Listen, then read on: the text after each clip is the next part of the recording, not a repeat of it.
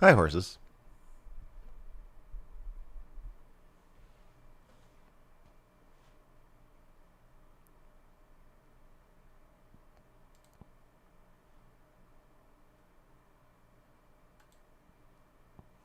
Hello, hello.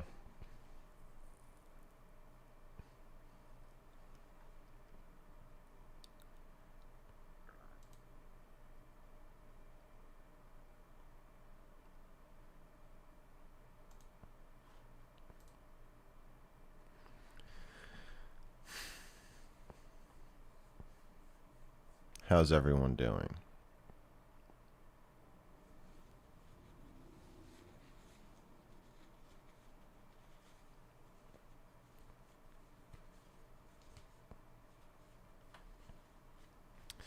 How much do I bench? It's not a contest. I might include... Oh. Should I do... Yeah. It's not therapy. I might include some benching in my real doll review. I'm not sure.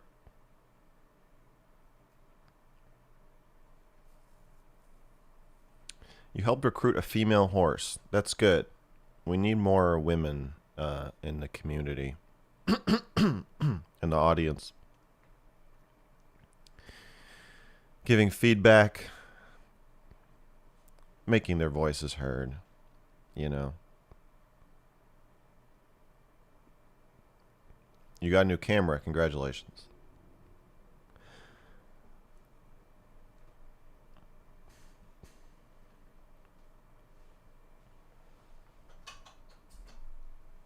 I've never done psychedelics. I don't do any drugs. I don't drink.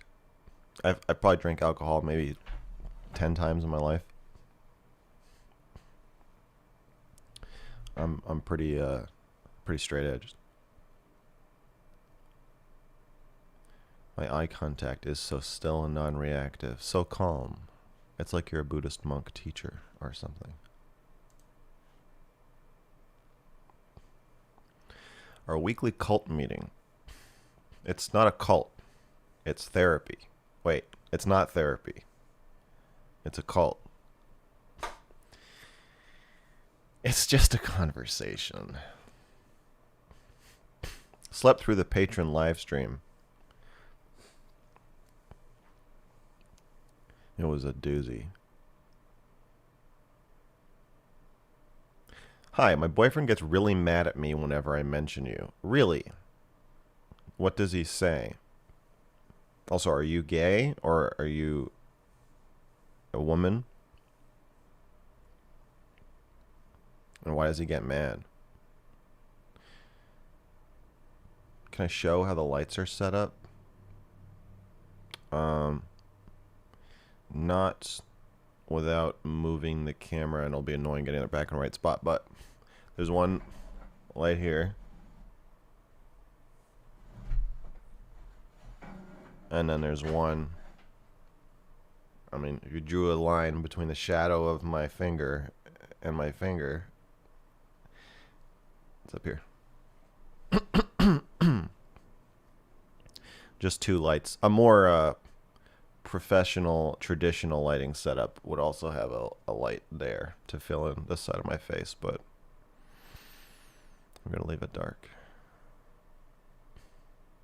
Although this should be a little... It is a little too dark.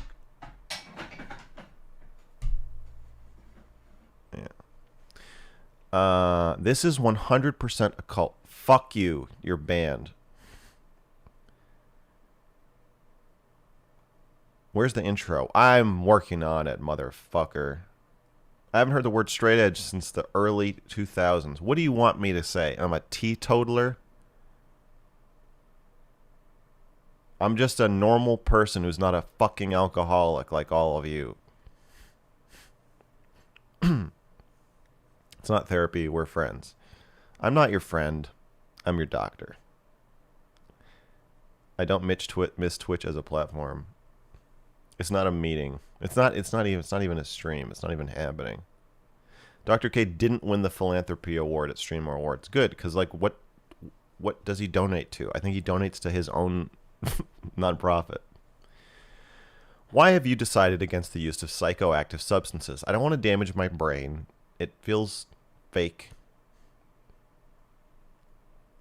Mostly those two things. Probably mostly the first one. Sounds like a beta male. I have the same problem when I mention you to my friends. They think I'm crazy. Max Coltson. A peek behind the curtain. Are cults a bad idea? Maybe for the most part, I'd say yeah. Just human to human conversation. Just human to human. That's right. That upcoming debate sounds fun. What upcoming debate? I don't think I have any debate scheduled. Oh. Yeah, I'm debating a Muslim about whether this guy Destiny debated about whether sexual liberation is good. That is going to be a debate. You're right. I feel like a lot of your fans have the same feeling of shame with their friends about you as insecure straight guys dating trans women. That's true. Like you're going to tell your friends that you watch mrgirl and they're going to be like, what the fuck, dude? You're into that? The Matrix or Fight Club? Choose one. Fight Club. 100%. What's your f-stop? Right, I don't know. I move it a lot. Right now it's probably like 8 something. Because these lights are pretty bright. What lens is it? It's the 12 to 60 millimeter Lumix. I don't know what it's at now. I change that every time too. I can stop whenever I want. My uncle just got arrested for molesting 4 of my aunts over 30 years ago. I don't know, has he offended since? Gotta be crazy to get taken down when it looks like you're in the clear. Yeah, the statute for limitations on molesting children. I don't know what it is, but it is rightly pretty long.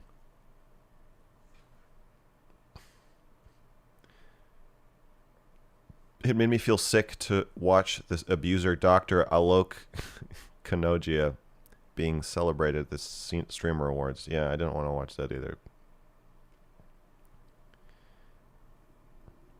I'm still working on that. I'm just not going to keep talking about it.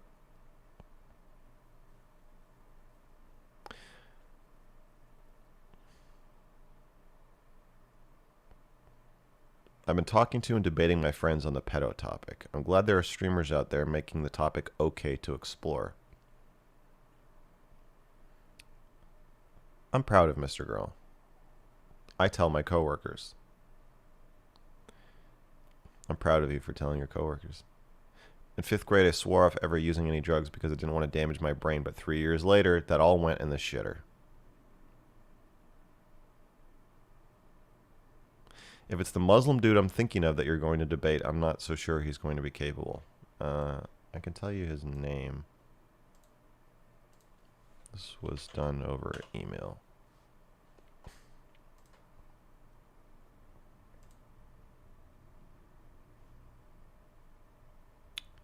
It is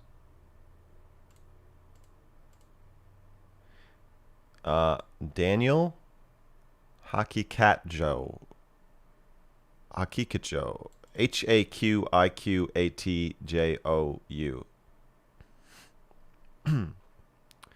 He's got a YouTube channel. I do not know how to pronounce his last name.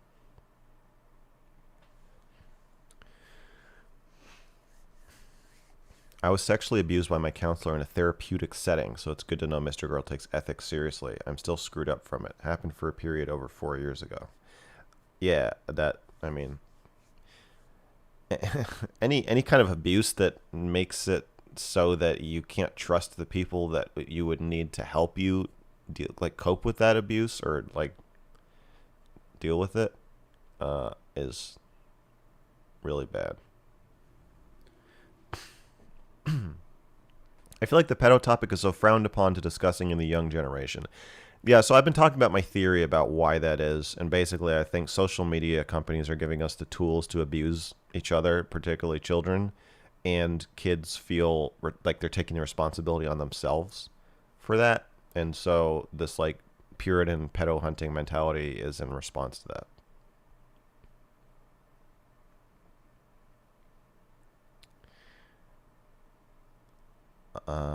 Isn't that the guy Destiny debated live? Yeah.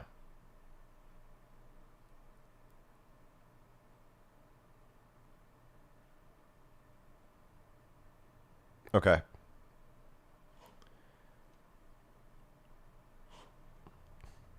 Let's start. Yeah, there is a delay.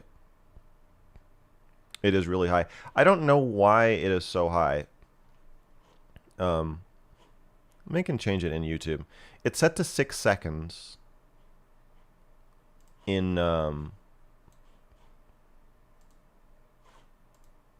OBS, but I'm wondering if there is an additional stream delay built into YouTube and why that is. If anybody knows anything about this, I would love to know your thoughts. So when I go into the control room,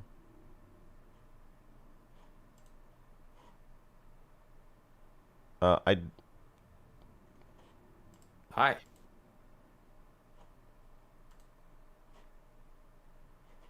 What? Hello? Hi. Oh, you're in here. Did I tell baby I was ready? Maybe I did. I don't remember saying that. Can you hold on for just one moment? I'm trying to figure out this stream delay thing. Yeah, take your time. Okay, 1 second.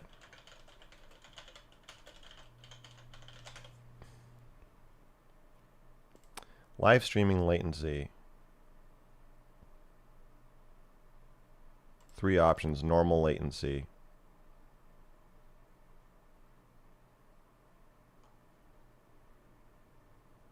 Oh, okay, so it's higher quality.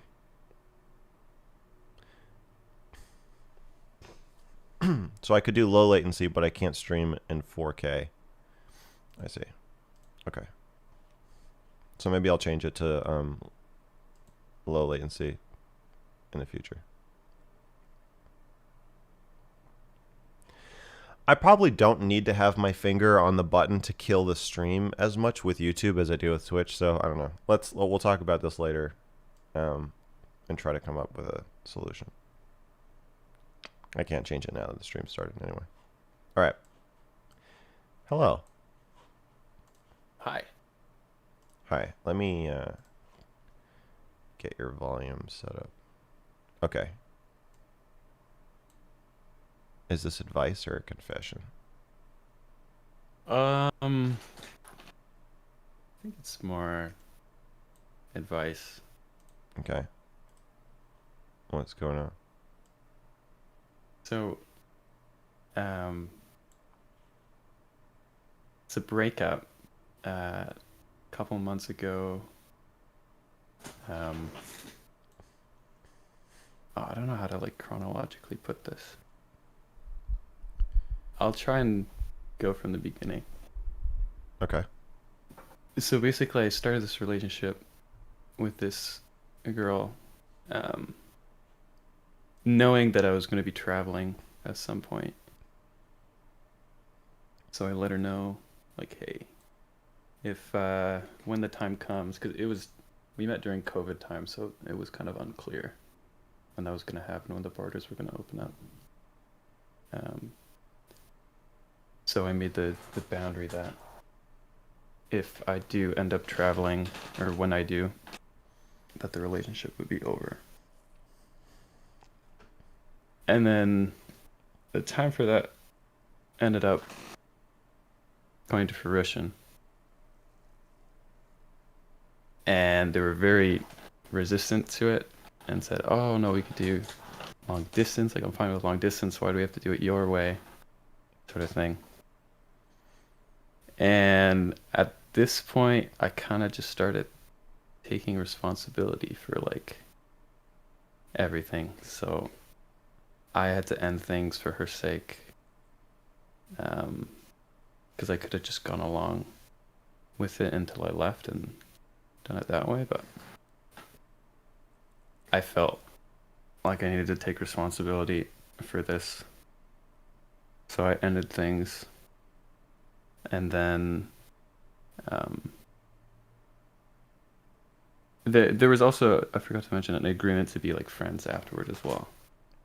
So I ended things, but I still continued to like support her afterward because she had just moved to a town where she didn't know anyone, in a school she didn't know anyone either. And there's a lot of other stresses going on for her, so I was like, wanted to make sure that she knew I was there. And then, out of the blue, she started like distancing herself and not putting any effort into conversations and taking like actual weeks to respond to messages.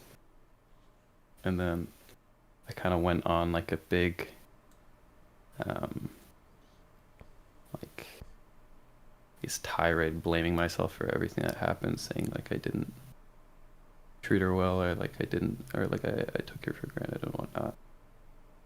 And that didn't really go anywhere.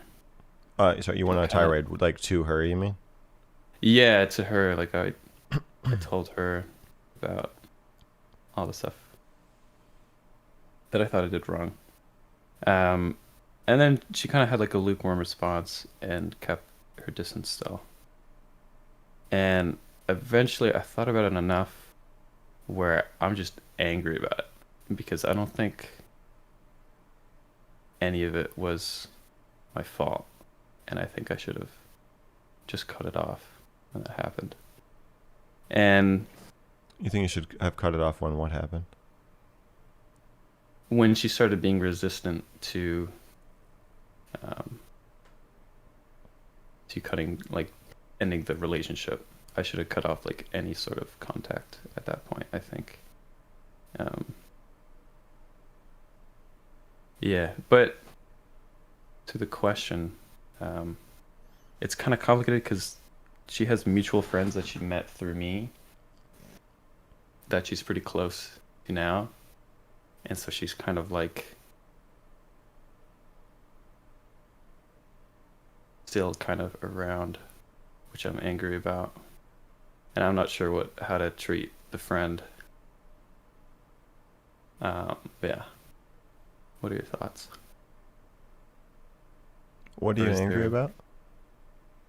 Um, I'm angry that she allowed me to take responsibility and kind of forced me into a position where I had to, or like compromise on my own, like compromise on her well-being. Um, What do you think would have happened if you hadn't taken responsibility? I think she probably would have been begging for my attention because she was, um, like after. Sorry, go ahead. It's after, by not taking, okay, by taking responsibility, you're saying before you left, you you broke up with her some period of time before you would have. Okay, so your plan was we're gonna date and then we'll be friends once I leave. And Yeah, you're saying that when you realized how important it was to her that you keep dating even if you leave, you said, okay, let's end the romantic part of our relationship now. And yeah. you're saying that was you taking responsibility. And not taking responsibility would have meant saying what? Like, no, we're sticking to the plan? Um, well, I mean, we did still stick to the plan, right? We ended our relationship, but not taking responsibility would just be, I guess, brushing that off and continuing to date until I did leave, and then just cutting her off. Is that what you wanted to do? No, because Um, I didn't want to have to like if she wasn't capable of forming a connection and then cutting it off at like a determined date, then I didn't want to prolong a relationship so that she would get more invested. That's my thought process.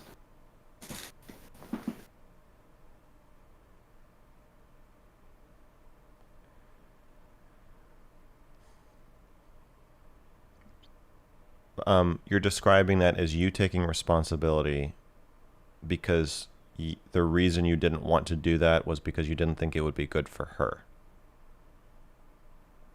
Yeah.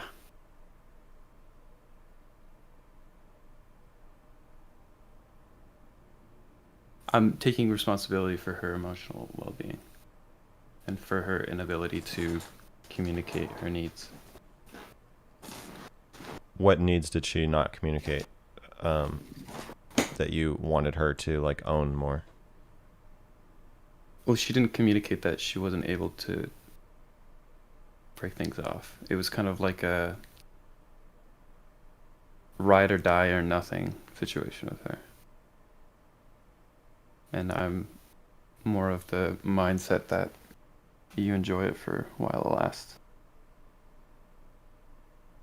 And I think it's her responsibility to communicate that, especially after I've already communicated my boundary with that, and she's like accepted it.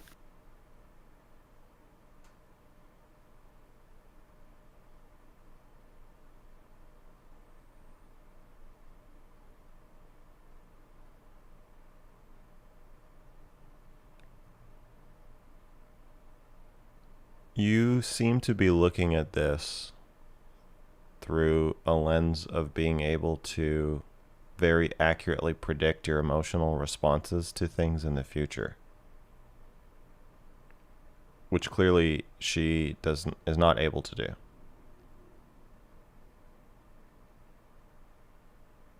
I guess I'm saying it's possible that she at first thought that she would be okay with just being friends, but then later changed her mind. Yeah, it's just the thing that's difficult to grasp or to cope with is that because I'm very open with her about where I'm at, but she's very resistant to explaining her thought process at all. So I have no idea, and I've asked like what was going on, and she's never given me an explanation, and it's difficult to understand without some sort of explanation.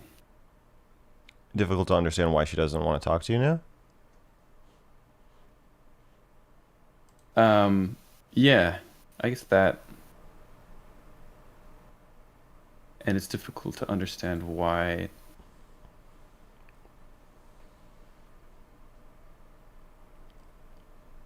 Hmm. It sounds like she fell for you. Yeah, You seem like you can't comprehend that for some reason. I can't comprehend why someone would be that invested in me and then be willing to completely shut me off. Would you be able to understand it if it were somebody else?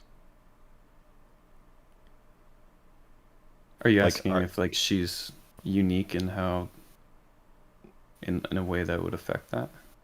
no, I'm asking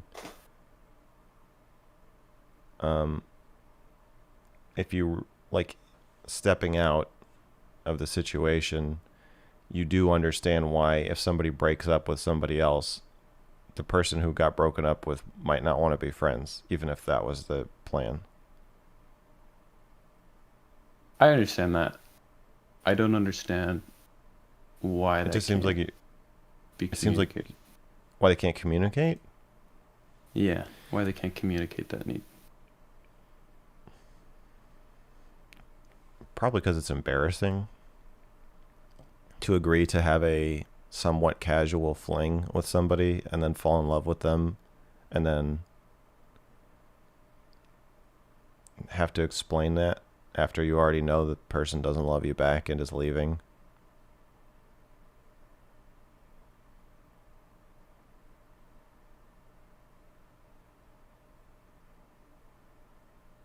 Hmm.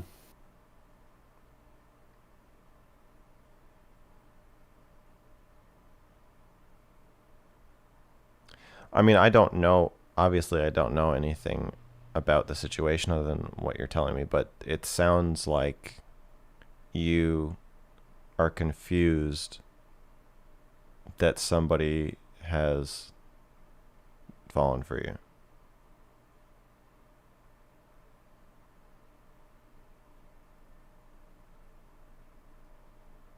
I'm confused as to how she's handling it the way she is. Because I'm not sure if I mentioned already, but every time I would ask, like, hey, what's going on? It seems like you're distancing yourself. She would say that everything's fine and that I didn't do anything wrong. And then make like excuses for why she's acting differently. I guess you're saying that's just because she's embarrassed about it. Yeah, or just like the amount of intimacy. Like it just sounds like she doesn't want to be friends.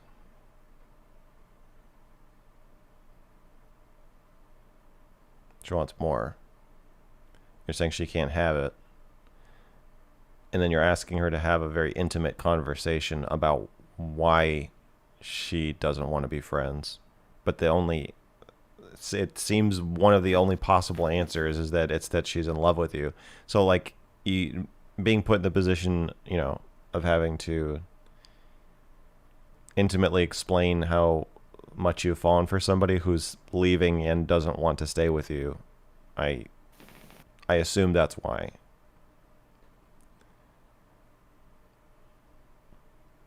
I guess the thing that just keeps sticking out to me is that um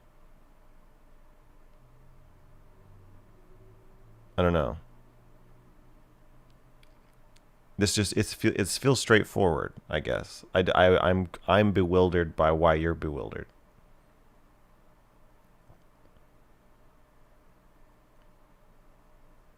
Have you had people fall for you before?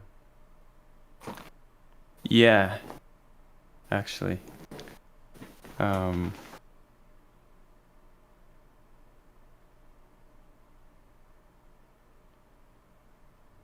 I don't totally remember how I handled that. Um, yeah, I don't know. In this case, it's kind of weird with how like she has semi-mutual friends that she met through me that she still is fine to hang out with. Mm-hmm. I think that's probably one of the biggest parts that bothers me, is that she's willing to act like nothing happened with my friends. I feel like um, I feel like that's crossing the line. I don't know if that's unreasonable, but You're hurt that she doesn't want to be friends with you? I'm more so hurt that there's no explanation. But I guess it's kind of naive to expect one. Um, but what I was just saying is that I'm Yeah, you're saying it crosses the line that she's pretending everything's fine with her friends, but I'm trying to figure out why or what line that crosses, I guess.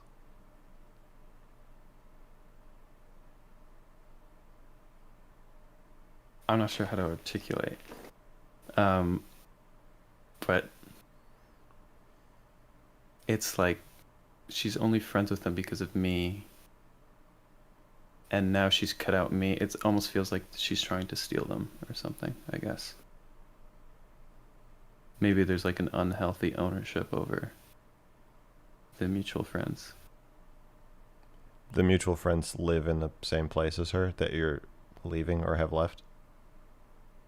Well, that's kind of. We all live in the same place now, which makes it even more kind of fucky. But um, yeah,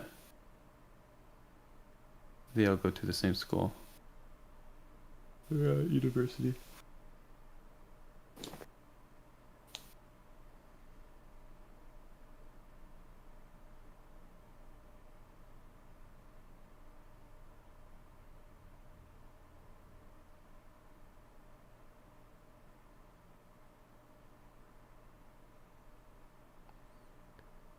and you feel like she's trying to steal your friends. You feel like she's succeeding in stealing your friends. Maybe one of them. One of them's one of my closest friends, or my closest friend. So he's obviously taking my side in this. But the other one isn't willing to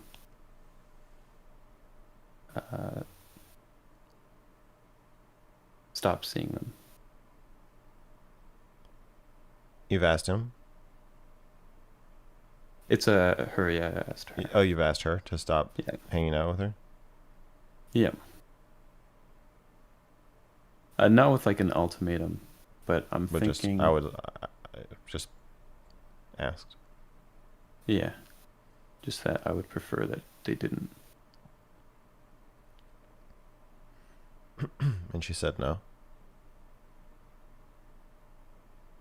Yeah.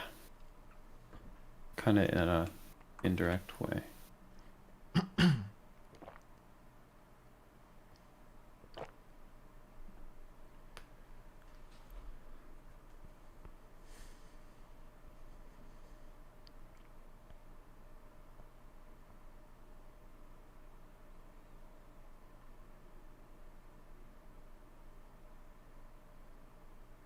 Do you think there's a way to avoid this, or do you think I To should avoid just, what?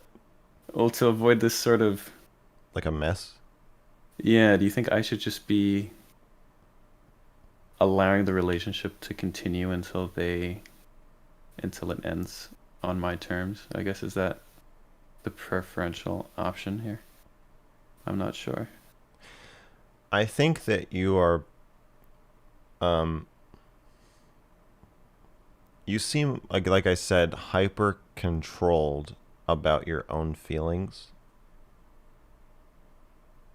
Like, you understand that it is not normal to for despite people trying it all the time, it is very unlikely and unusual for two people to just date for X months until one person leaves and then transition to being friends and have it be just like it was before you started dating. That I've never seen that successfully happen. I've seen it attempted quite a lot though. But like, do you understand that that's not normal to be able to do that? Um, Like, yeah. objectively. Okay. So it seems like you have a high degree of control over your feelings or your experience of your feelings, or maybe you just aren't that invested in dating like this. I think I was pretty invested. Um, it wasn't exactly easy to pull the trigger on breaking up with her. Uh, hmm. But like most people, once they break up, they find it impossible to still be friends. At least for some period of time. You know, maybe in like a year you can like reconnect. But most people immediately after a breakup, even a mutual breakup, it's not really possible to be friends.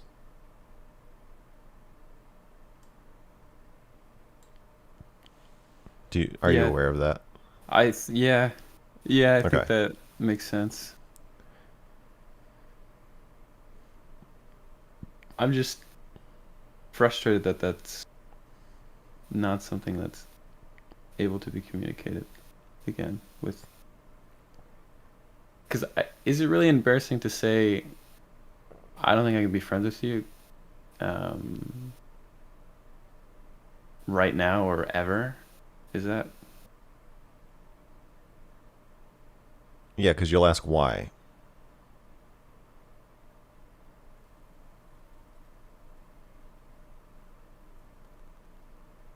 Okay, I assume her passion is what is embarrassing her. In the face of your controlled detachment. That's what's embarrassing about being broken up with by anybody. Whenever two people break up, both people know why their relationship sucks. That's true of all romantic relationships. You know why you would break up if you were going to break up. But when one person decides to actually break up, they're saying, you know, all those reasons why we don't work, but like our passion or love or whatever is carrying us through. I no longer feel that way. And so the other that like they both know the reasons, but the other person is left, you know, alone, being the only one who feels in love still.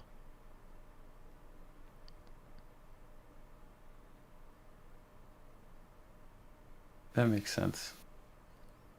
So, to answer your question, is there a way to avoid Or I a guess mess? um, not even necessarily to avoid, but is it like how would you navigate that sort of thing if you're planning on leaving a place um, and you weren't comfortable with doing long distance? How would you just not be in a relationship, or would you just let it go, or would you end Uh, it when it seems like yeah, how I would would you? probably just not be in a relationship if you don't want to deal with a breakup.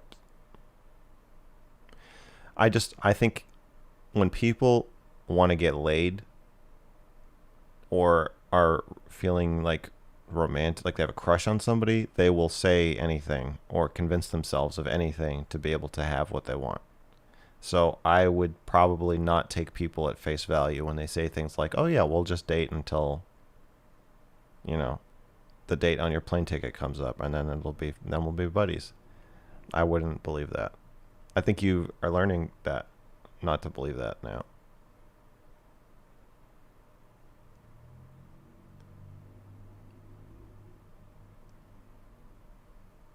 But in my situation, that's coming from me. You understand?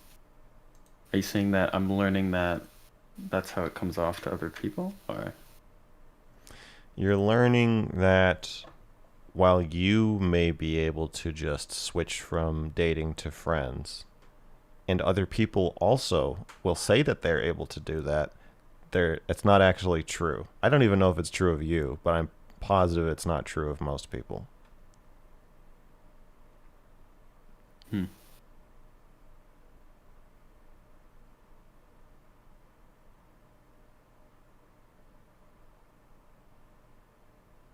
And like, I don't know if you are just bizarrely good at predicting your feelings or if you have some level of detachment and distance in all your relationships that makes it easy for you to go in and out of them, but confusing for you when other people are way more attached.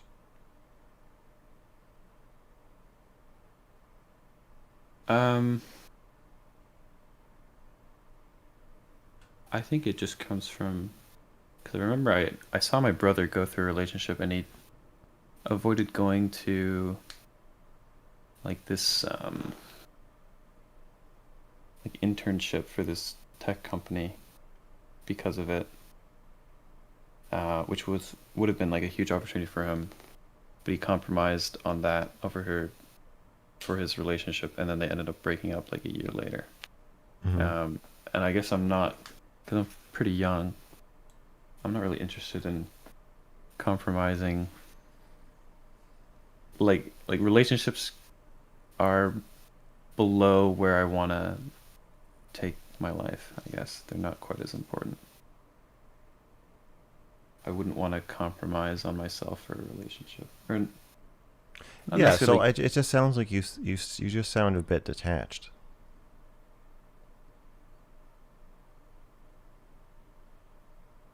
I would look at whether your detachment is truly the result of pragmatic thinking, as you are framing it, or if you are like detached for some other reason. Like afraid of intimacy or something? Yeah, something like that. Something like you're afraid of intimacy. It doesn't feel like I am. I'm a pretty open person. Um, To a point.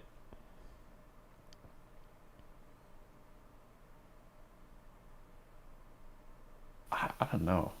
I feel like I don't know either. I just think mm, it's something to look at.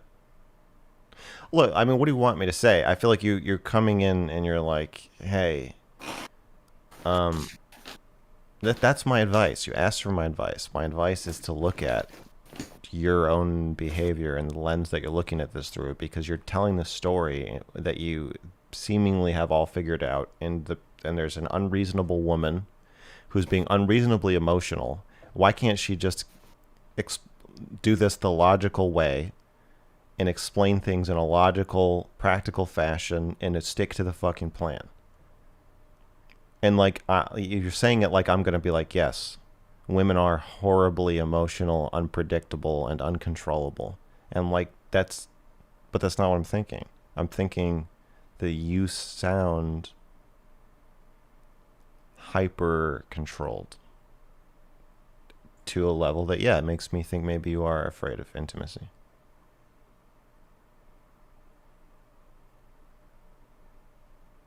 It might be easier for you to date somebody when you know you're leaving.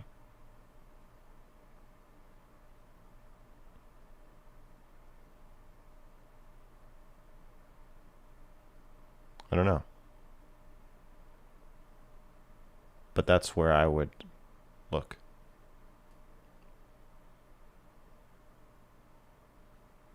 okay. I think yeah, I think that helps.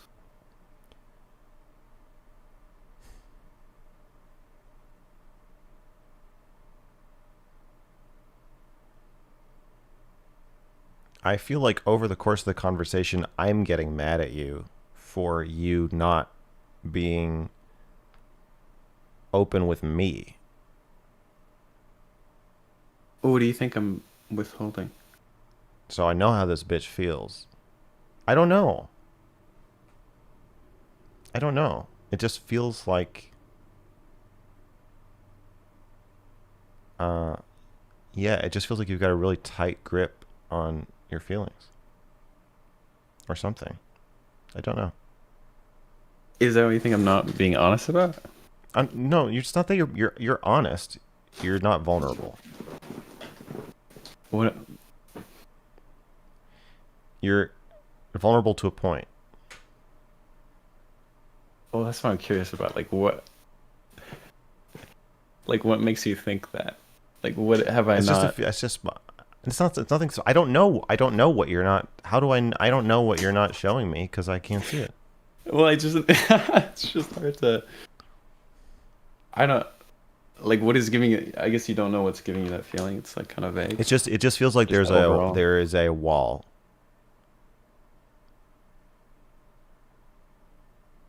Oh wow.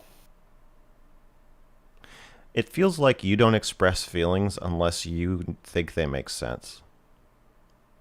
You're almost like reverse engineering. I feel like vulnerability or intimacy is you have the feeling and then you can express it or feel it and explain it afterward. You don't always know why you're feeling what you're feeling. But if you know what you're feeling first, then you can work backwards and think, okay, what am I feeling? But with you, it feels like you are like you're like, but being in love with me wasn't the plan. So why do you feel that way? It just seems like the way you navigate your emotions is through this logical framework of what you've decided is true about yourself or what you believe about yourself or what you believe you can or should be feeling, and then you can like access or express the feelings that fall within that. And so I feel like throughout the whole conversation I'm trying to explain to you like sometimes our feelings seem like they don't make sense. But if you assume her feelings make sense first, then you'll be able to understand why she's acting the way she's acting.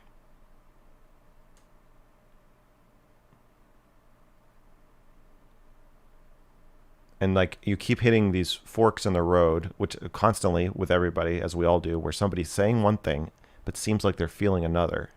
And so my instinct is always to say, okay, well the thing they're feeling is like the real thing, and then what they're saying doesn't matter as much. And like I get accused of not listening to people for this reason all the time, because I'll sense somebody feeling something, saying another thing, and I always respond to the thing that I think they're feeling, not to the thing they said.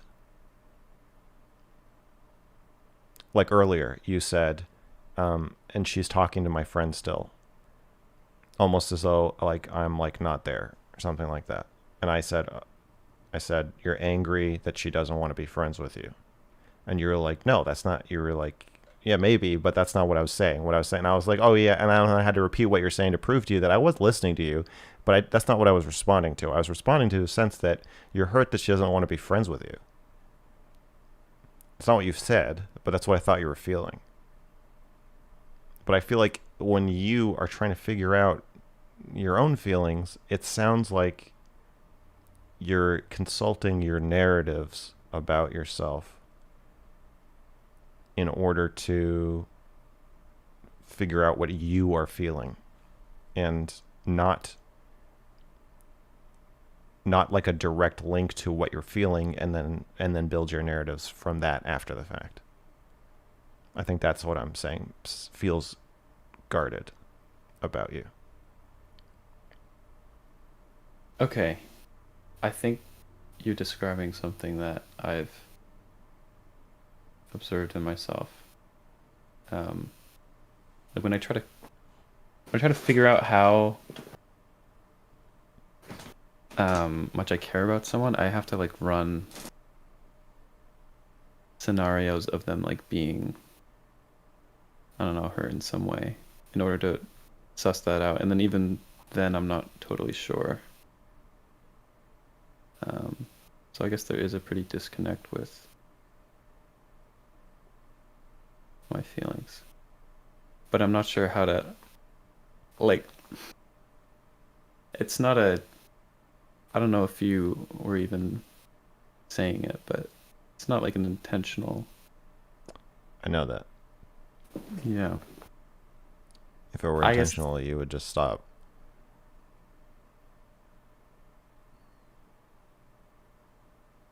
well, what I mean by it's not intentional is that I don't have access to these things and then choose to ignore it and then, Yes, I know. yeah. It feels like you don't have access to some of your feelings. Huh. So I guess that's just a therapy thing, hey? It's a therapy thing. I'm glad you said it. Classic. I don't want to sound like a broken record, but I think you should go to therapy. Yeah. It's also it's hard to go to therapy. Like if this was causing major problems in like your life to fall apart, it would be easier to go. But I think you should go now. I don't think you should wait until, you know, until it's proven to you that like you need or want to be more in touch with your feelings. I think another thing that can be frustrating is that she may think that she knows how you're feeling.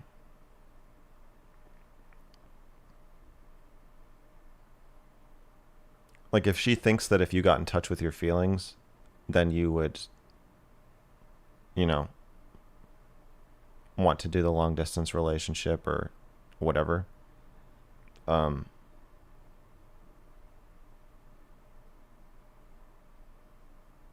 that makes it more of a mess.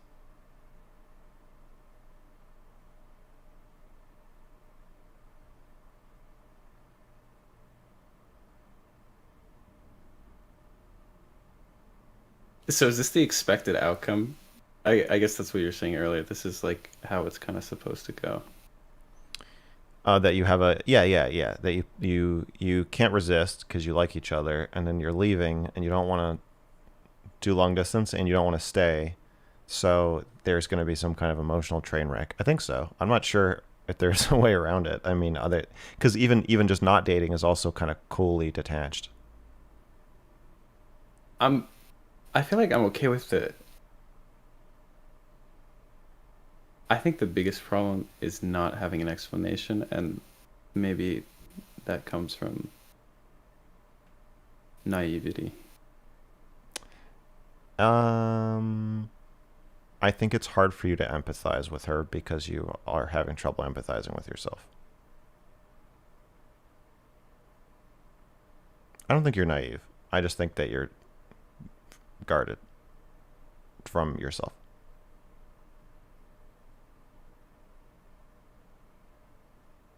It's making you seem naive, but I don't think that's actually like the problem.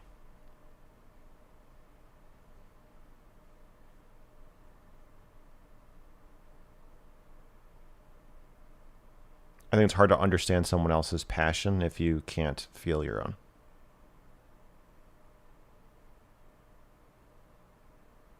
I mean, it felt like I did. Um,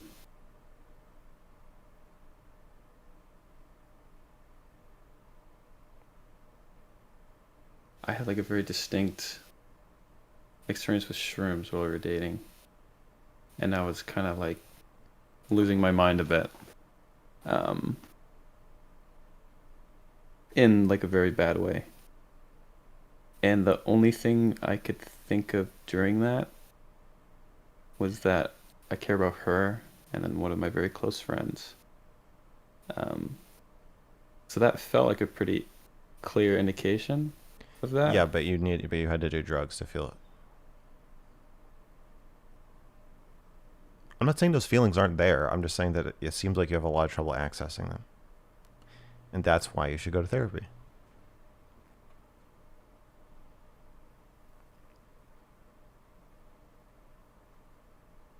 Yeah. Yes, that's my official advice. Surprise. Wow. It's really just that simple. It's just that simple. Just go to therapy. Yeah. Yep.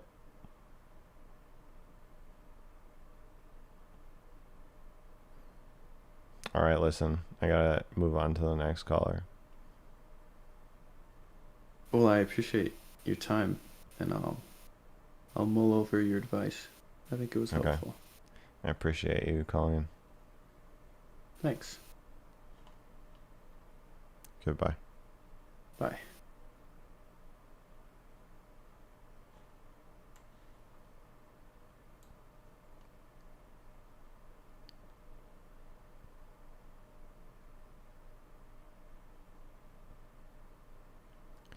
I come back to the chat and you guys are talking about shroom recommendations. Jesus Christ.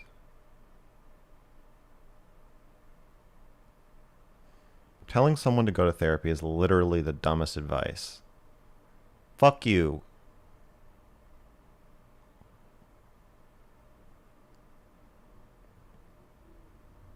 Fuck you, man. Why is that dumb advice? Who said that? Rocket Noxler. I'm scrolling through the chat. My beady little eyes are looking for more Rocket Noxler. I don't see it. When you reply, I'm looking for your answer. A $2 thumbs up. Thank you. I appreciate that. You know therapy isn't helpful, right? No, I actually don't know that. I don't know that. That's why I have this show, to funnel you psycho fucks into therapy. Mr. Girl in the business of disappointing as many callers as possible. I should start an advice show just called She's a Bitch. And you call, no, I'll call it Sounds Like She's a Bitch.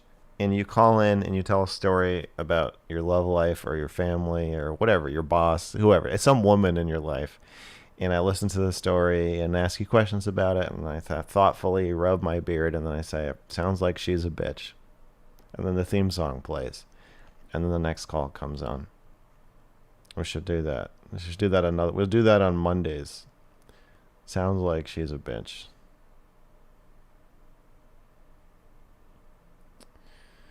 Rocket Knoxler, where are you? Where are you, you fuck? What happened?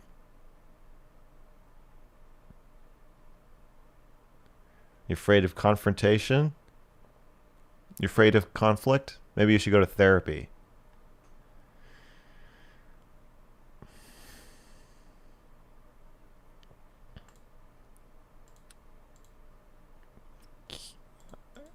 Captain Gwendolyn says, keep it up. Thank you.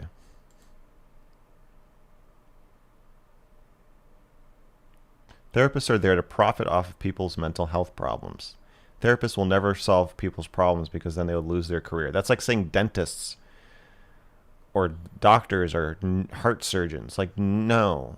There's also word of mouth, referrals, recommendations. Like, you can't, therapists require other therapists and people in the field and word of mouth and advertising and all this stuff in order to be successful. You can't have a 0% success rate with client satisfaction and keep people miserable their whole lives and expect to stay in business. You are paranoid and you need to go to therapy. Thanks for the content, King. I don't know what $6.99 Canadian is worth, but for me it's a full meal at McDonald's.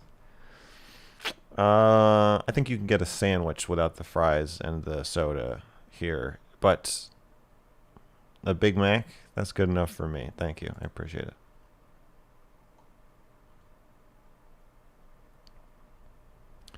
$1.49 peach. Thank you. Robert Evans. Plot twist. You're all my therapists. Dentists are actually spraying sugar water onto your teeth. What would a therapist's response to drug use typically be? I think they would assess you for how it's affecting your life. I think most therapists approach, start with functionality. Are you homeless? Do you have a job? Do you have relationships? Can you eat? Can you sleep? Do you clean yourself? Those are the basics. So if drug use is interfering with any of those, they're going to say, I think you have a problem. Then, like, the next level is like emotional well-being. I'm feeling sad. I'm feeling blah blah blah blah blah. And then, like, well, when do you feel blah blah blah? And then if they notice a pattern, then at some point, if you say, do you think I have a drinking problem? I think that the next question is going to be like, well, do you? Why do you want to? I think that they will generally, they're not going to say, like, you shouldn't do any drugs for any reason. There's probably some drugs, like if you're smoking crack, they'll probably have some concern, or like heroin or something. But I think generally, if you have a relation, they're gonna feel out your relationship to the drug. I guess what I'm saying.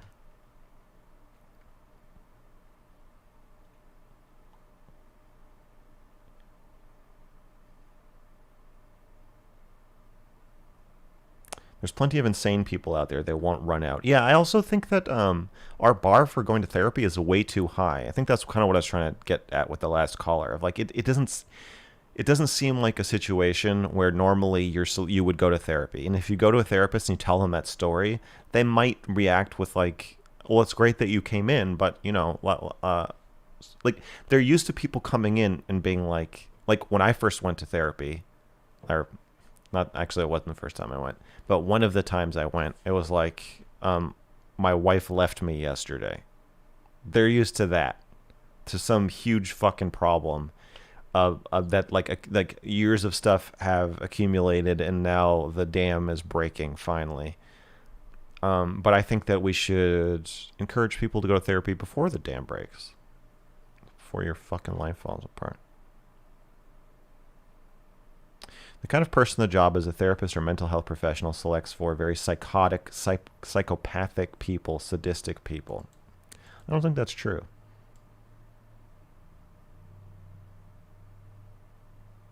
I think you're paranoid and you should go to therapy.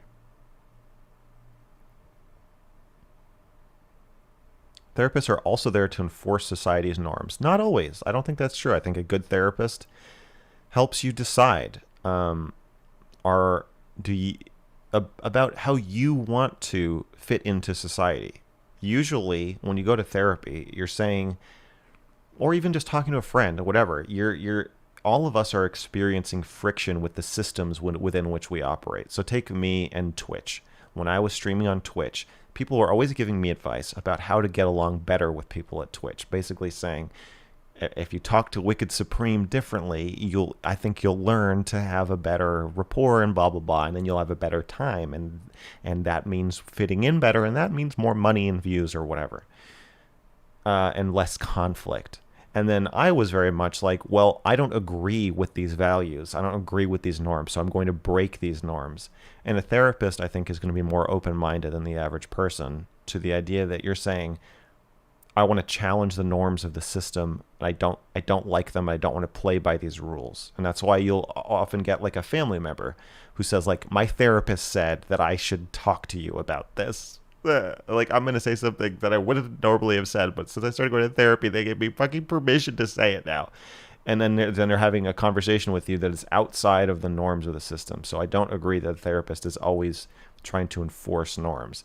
They do have to be aware of norms, and they have to be aware of your norms for yourself and in whatever systems you're part of. But their goal is not always to try to get you to fit in.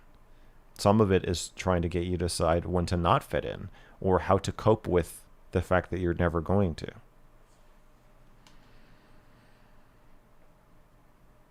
Did Mr. Girl get permabanned off Twitch? It's starting to feel like it, isn't it? I thought if you suck up to the Twitch staff, you can get away with a lot. Well, I didn't do that. You still think you're not the system and the culture. Cute. Thank you. Do you think therapist shopping creates an issue where therapists are less likely to be antagonistic even when they should be? Yeah, sure. I think if you need money badly as a therapist, if you're hurting for clients, that's definitely going to hurt your therapy approach. Sure. Those who are paranoid and not trusting of therapists probably need it the most. Yeah. You need to be injected with a sedative and put in a van and taken to a therapist's office and given therapy. And I'm going to be driving it.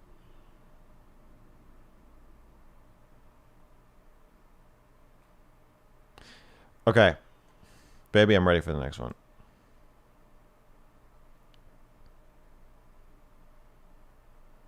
Do you have more stories of people trying to get you to talk to people differently so that they like you? Yes, I have fucking endless stories from my personal life about that exact thing.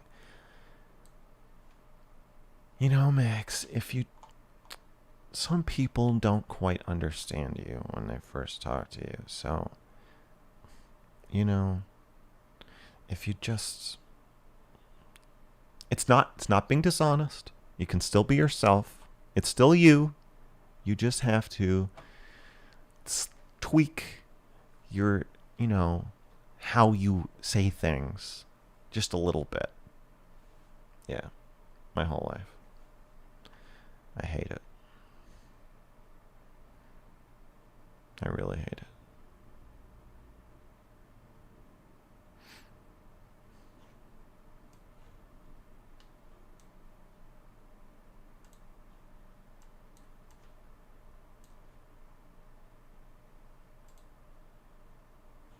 This delay is really long, huh? Quick thoughts on Kanye West. He's a bit nutty. He's a bit nutty.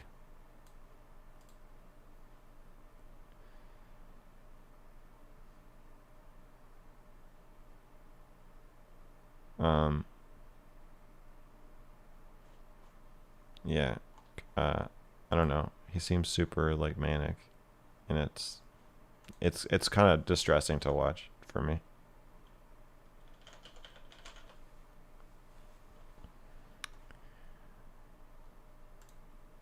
It feels like almost unethical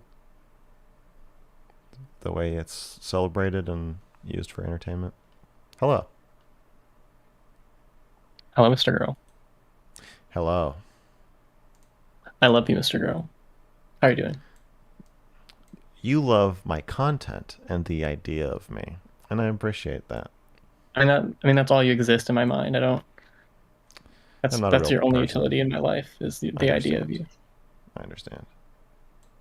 So I want to talk about empathy and the limits of my own empathy because I feel like from your content you're seemingly like in tune with maybe how deterministic circumstance can make people. I don't know if that comes out of your own life experience and reading into why you felt certain things, but I feel like that's at least what brought me to kind of like a complete empathy with people intellectually at least. But I think I found that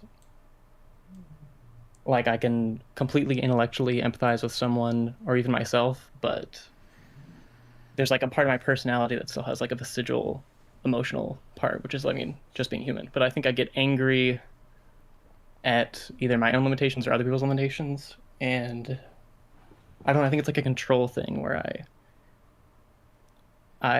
think I get really annoyed because people aren't bringing me value, but I completely empathize with them as a person. But their personality isn't bringing me value.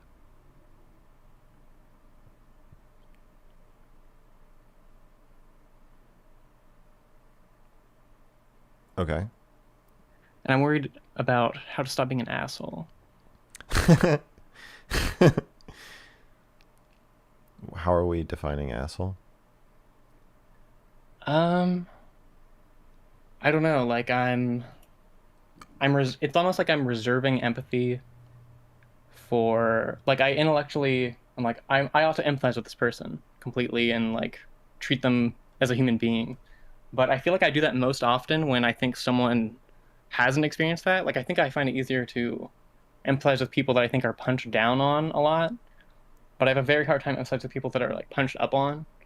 Um, Such that like I'm kind of just like annoyed that they're talking and like I don't really like it's like, oh, I value you as a human being, but you're not really I don't know how to interact with you at all. So I don't know what to do. Can you give me a more specific example of someone who you wish you could empathize with but can't? Yeah. Um so I think one example recently, which might not be the best because I feel like there's more in-depth ones. But I was at a friend's apartment and they had roommates that I never met. And they were like kind of like sorority girl, like airheads that I kind of like turned into I turned them into I put like a dividing line in the room where it's like I'm gonna talk to these people like my friends about them even though they're in the room, but I don't know actually how to interact with them. So I would just kind of like one of them had a very thick country accent and I was just like, where are you from? Oh, that's interesting. And then I would just like continue to talk about the person.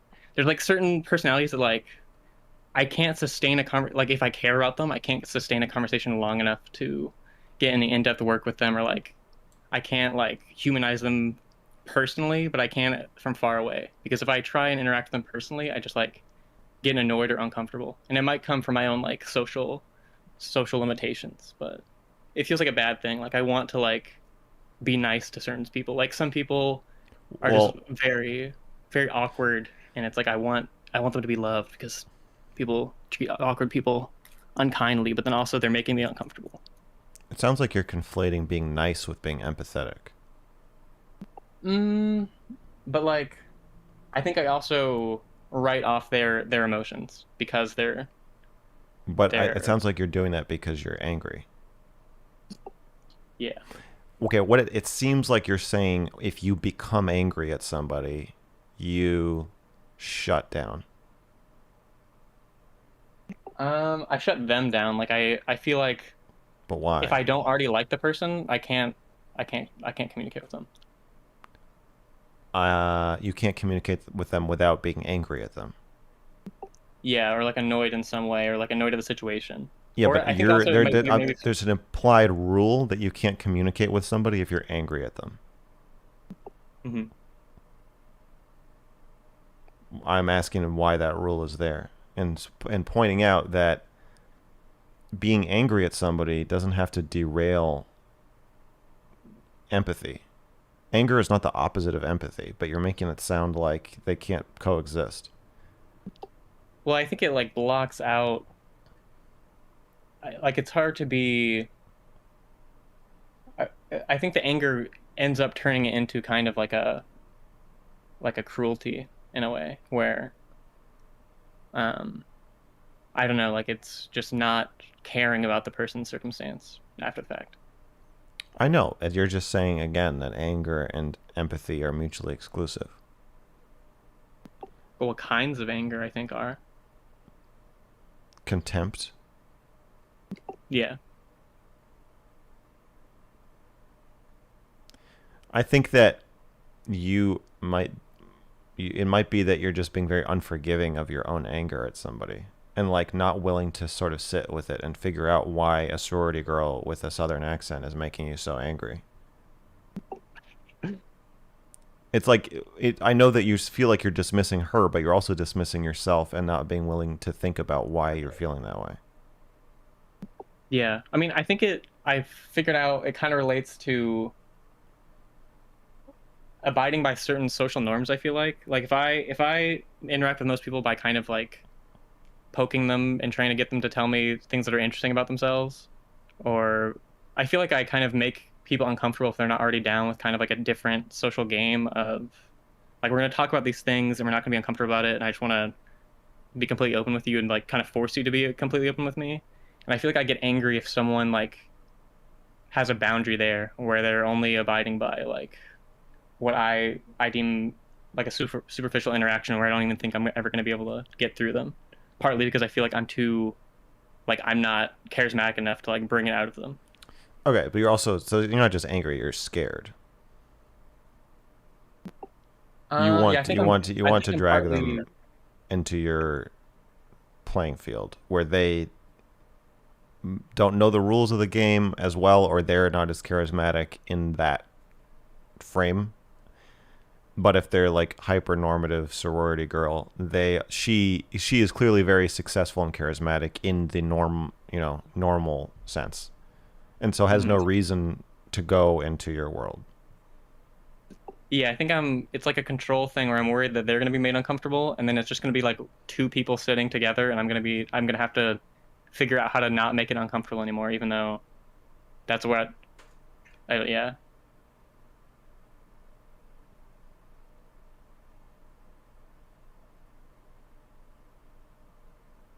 Okay, so it sounds like if you paid more attention to your own feelings and if you could handle feeling at a disadvantage or scared or not in control better, then you that wouldn't lead you down the same chain of like needing to dismiss people. Hmm.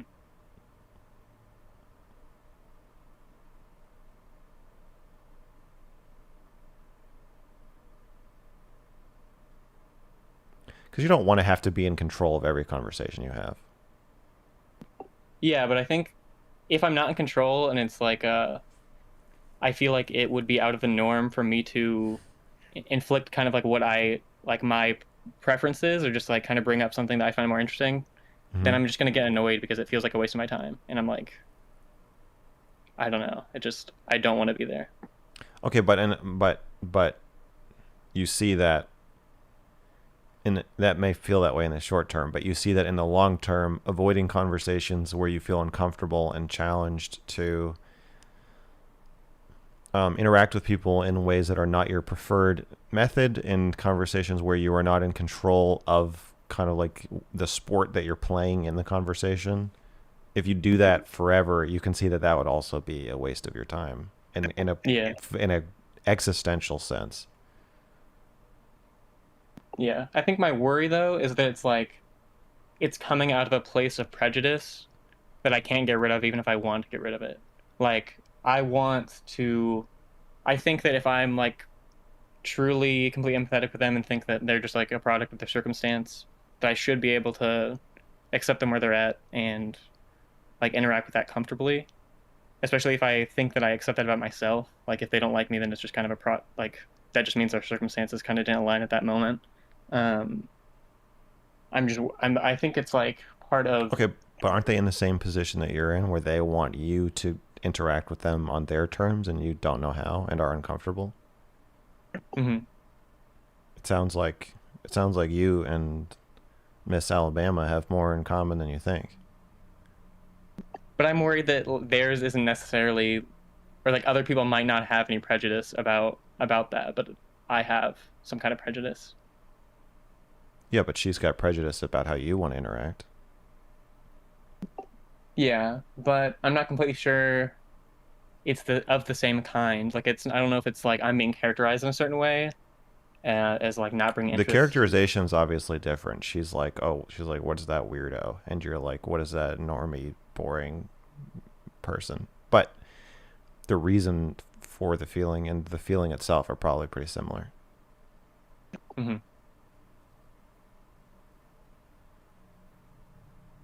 But then I also see like if I got over that, I feel like there's still some kind of like a weird aggressive empathy where it's like I'm just gonna eventually if I'm too comfortable with that fact, I'm not gonna respect their boundaries, and I'm just gonna be like, well, let's just both feel uncomfortable because it's more interesting.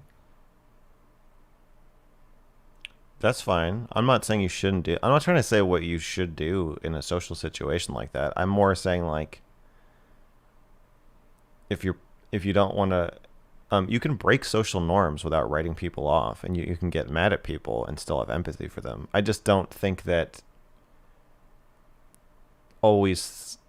I guess my advice is to, in response to this confession that you've just made, is to not write people off just because you aren't good at their way of socializing, or because they're not good at yours, or because they piss you off. I think Hmm. maybe pushing yourself to learn how to navigate those situations where you're not in control would probably be good for you. Yeah, I think my worry is like I think I currently intellectually understand that, but it doesn't convert into any emotional thing, which I guess is just I can habituate that and expose myself slowly, but I don't know. It doesn't really feel caring for the person if I'm like, well, your boundary isn't really legitimate. And then if their boundary is legitimate, then I just kind of feel like we're not going to talk and I'm going to move on.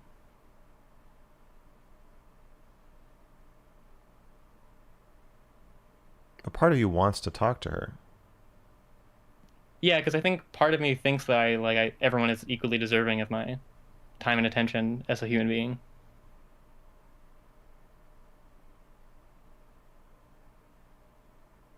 That's the Like only I think reason I you want to don't talk want to to be her. angry at anybody for those The only things. the only reason you want to talk to this sorority girl with the southern accent is because you think she deserves your time and attention, just like a serial killer or a child molester. What? You're saying she's human, and that's the Yeah, yeah, yeah, bare. yeah. Exactly. Yeah, exactly. I don't But it's believe weird you. because I I think I don't. find I it don't believe easier. you. I don't believe you. I'm sorry. About what? Uh, about the only reason that you want to talk to a sorority girl at a party is that you think she deserves your attention the same way any scumbag human deserves your attention. I don't believe you. Well, I was gonna say I think I would find it easier to talk to someone that is like a scumbag human and be like, I'm relating to you, and maybe it's out of like a I think it's more kind, but then it's harder to do it if it's someone that I feel like is already treated kind of well by certain kinds of people. But Okay, it's but like what I if you want just to what also if you keep them just want honest. to talk to her? But I think I don't because I think I'm just bored. I think that's self-protective.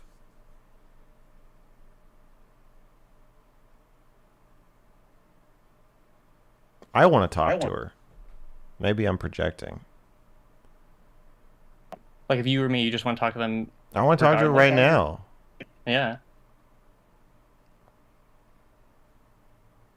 But I think like if I want to talk to them, part of it is like I want to just be in control of the situation completely and then Yes. make it fun. But then if I She don't do doesn't that, want then you it's to not be in fun. control of the situation. She doesn't. Yeah. Yeah. A lot of people who have mainstream conventional appeal don't need to learn how to play other games. They can just wait for you to come to them. And that's annoying. But that doesn't, I think you're also, I think framing that as you not wanting to talk to her or being willing to because she's bored or because you're bored or because you think she deserves some empathy because technically she is the same species as you. I don't buy that. I don't believe I you. don't think it is true that it's just because I would find it boring. Like, I think it's also because I would be very uncomfortable if it like didn't go smoothly, and I would feel bad if I just made everybody uncomfortable and then it kind of looked bad on my part, and it's like, oh well, now I'm just creepy and I need to leave. That might happen. Yeah. Practice And I makes think perfect. only times it doesn't happen is when I'm like, it's a part of the aggression of like I just won't care about my own discomfort. But then I feel like that shuts you off from being able to empathize with other people. Yeah, exactly. So I think you need to just have some uncomfortable conversations. Mm-hmm. And I think you'll get your sea legs eventually. You just have to practice. Yes.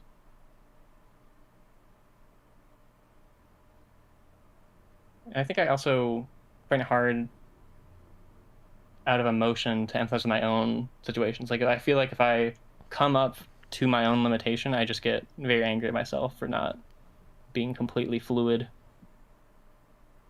Yeah, there's a implication behind a lot of what you're saying that it's not okay for you to get angry, and that once you get angry, all intimacy and empathy and emotional contact have to stop. Yeah. For that one, you have to go to therapy. Agreed.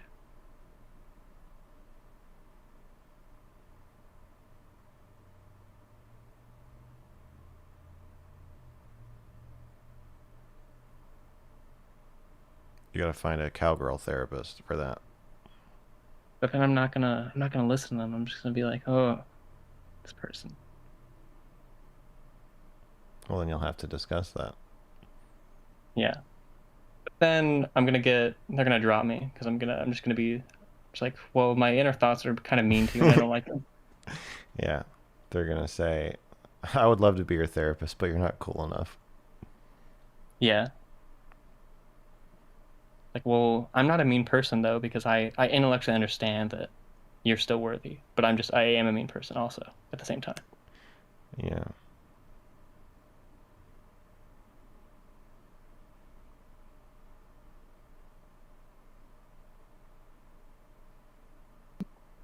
Do I go now? I think so, unless you have anything else you want to say.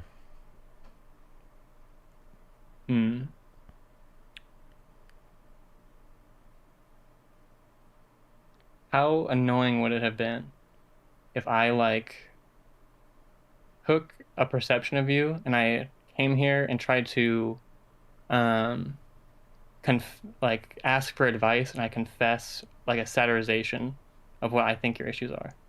Would that just be I thought that'd be kind of funny, but I didn't do it. I think because I'm trying to be very sincere, it would be moderately annoying. Yeah. Agreed. Yeah. Glad I didn't do it. Me too. Yeah. Well, have a good day. Okay. You too.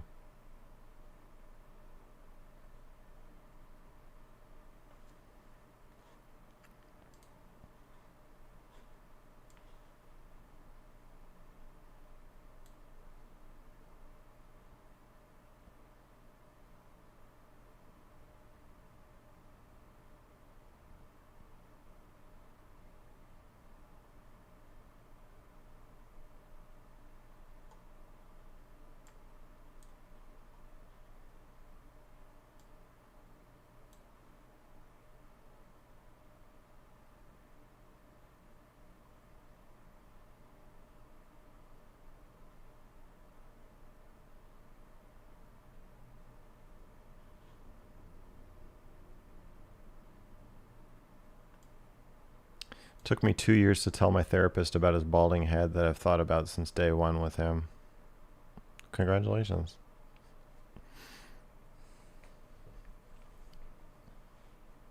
It's hard to, it seems like a lot of people have trouble saying things that they think might make their therapist uncomfortable. Go to hamstring mass gaining exercise. I don't know. Deadlifts or leg curls, I guess. Mass gaining is going to be eating. You know? Squats, deadlifts, or leg curls. If you really want just hamstrings, then leg curls. Tell baby you want to call her 40 seconds. Yeah. Max, what are your thoughts on Brittany Simon? She's invited me to talk. I said, let's talk later because I've got too many talks coming at me. My brain is all over the place. And she said, okay. So I think we're going to talk later. I don't know. I haven't watched a lot of her content. From what people said, she seems a little out there from snippets I've seen, but I don't know. Should I do my confession if it might damage my career? Of course. Absolutely. It doesn't matter what happens to you as a result of doing your confession. It's called content. Love what you do, Max. Please don't stop. I won't. Mr. Girl seems sad. I do.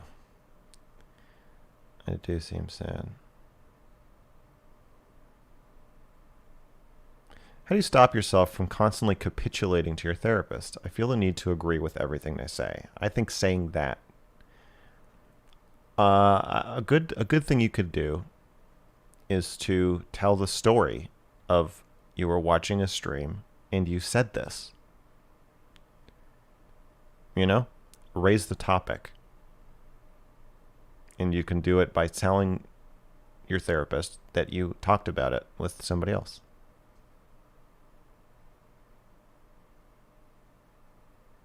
But ultimately, you just have to stop capitulating, I think. Pretty sure leg curls are Snap City for your knees, so don't do them. High bar or low bar squats? I don't know. Whatever you want. I've always done high bar. I don't like low bar.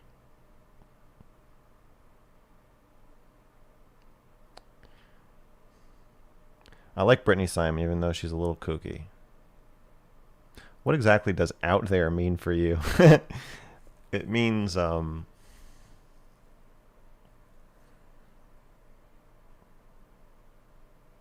very anti-categorization and anti-diagnosis generally. And, you know, everything's a spectrum. Everything's everything. Hyper nuanced, attempting to be. And I feel like I've heard about her rating people on a scale of 1 to 10. That's very antithetical to how I think. Brittany Simon takes her sexual frustration out on others. Well, don't we all? Any other Britneys you want to talk to? Not at the moment. Everything she talks about just relates back to sex in some dumb way. That's understandable.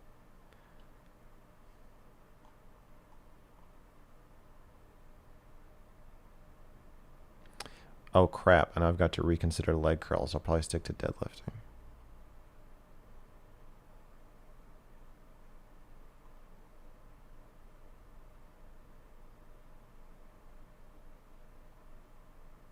I told my psychiatrist I thought this therapist she referred me to wasn't providing me much value, and she got super defensive and basically told me I was wrong. That's annoying. Who are you talking to in the future? I am interviewing a pedophile from the organization Virtuous Pedophiles on Thursday.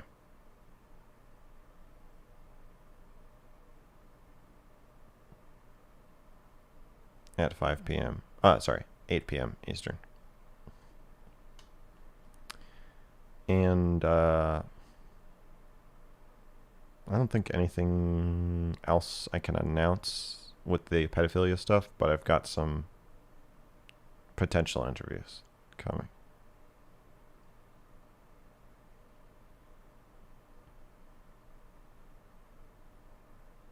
There's a strangely Catholic aspect to these call-in streams. They happen on Sunday. People make confessions, and there's even the pedophilia accusations.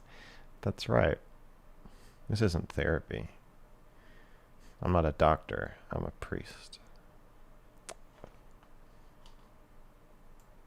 Lots of callers are boring people with typical social disorders. That's what we want. I don't want people calling in with like really serious problems.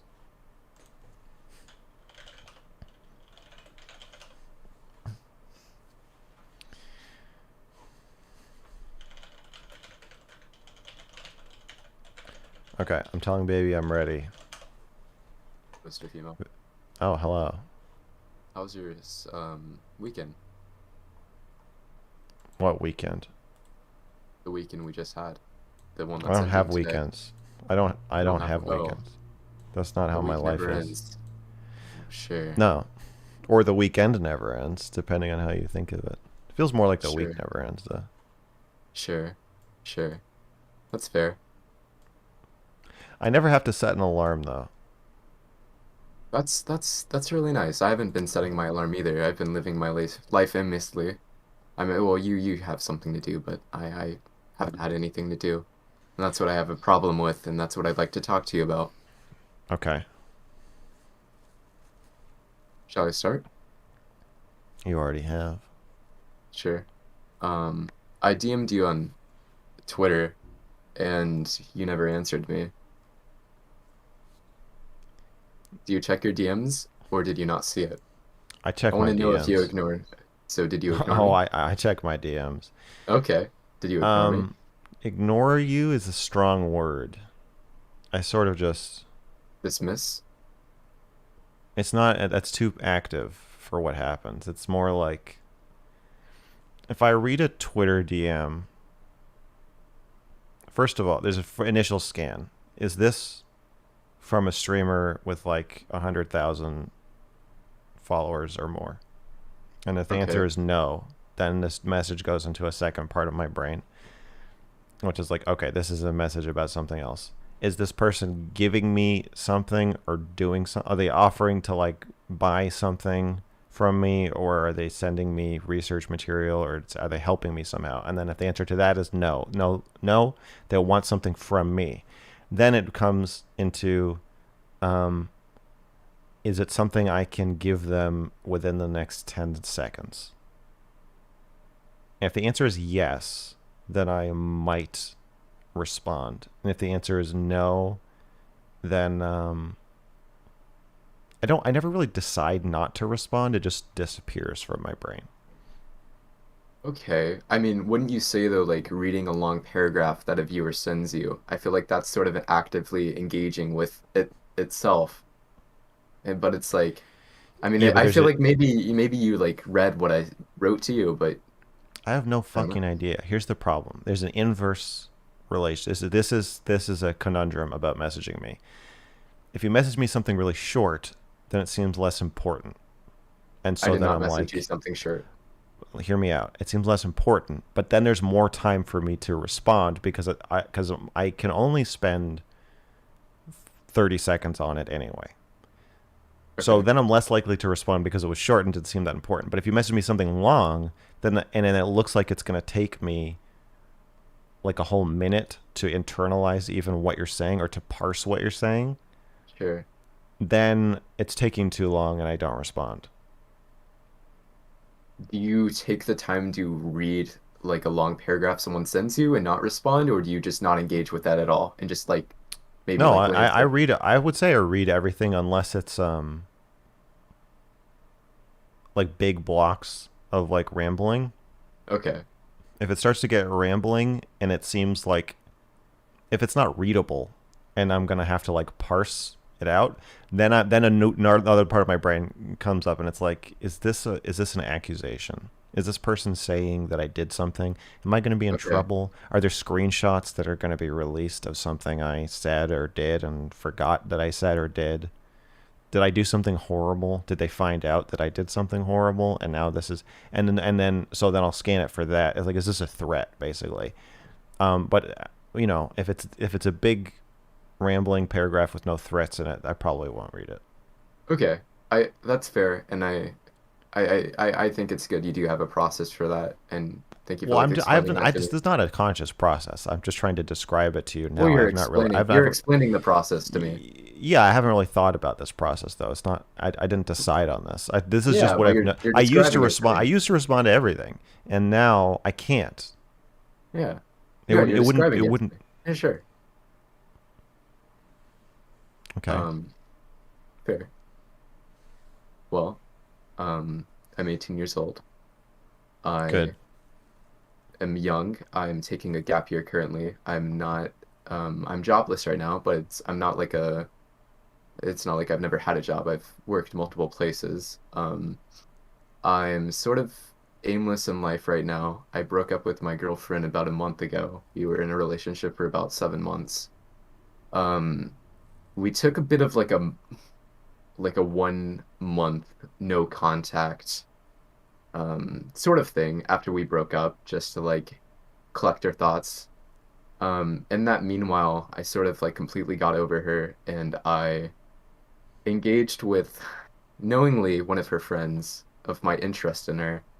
And that sort of turned into a situation where now, where I was good with my ex-girlfriend and we were friends, now um, she doesn't care for me as much. Maybe I'd use the word hate or just maybe she was just very disappointed or not disappointed, but just upset.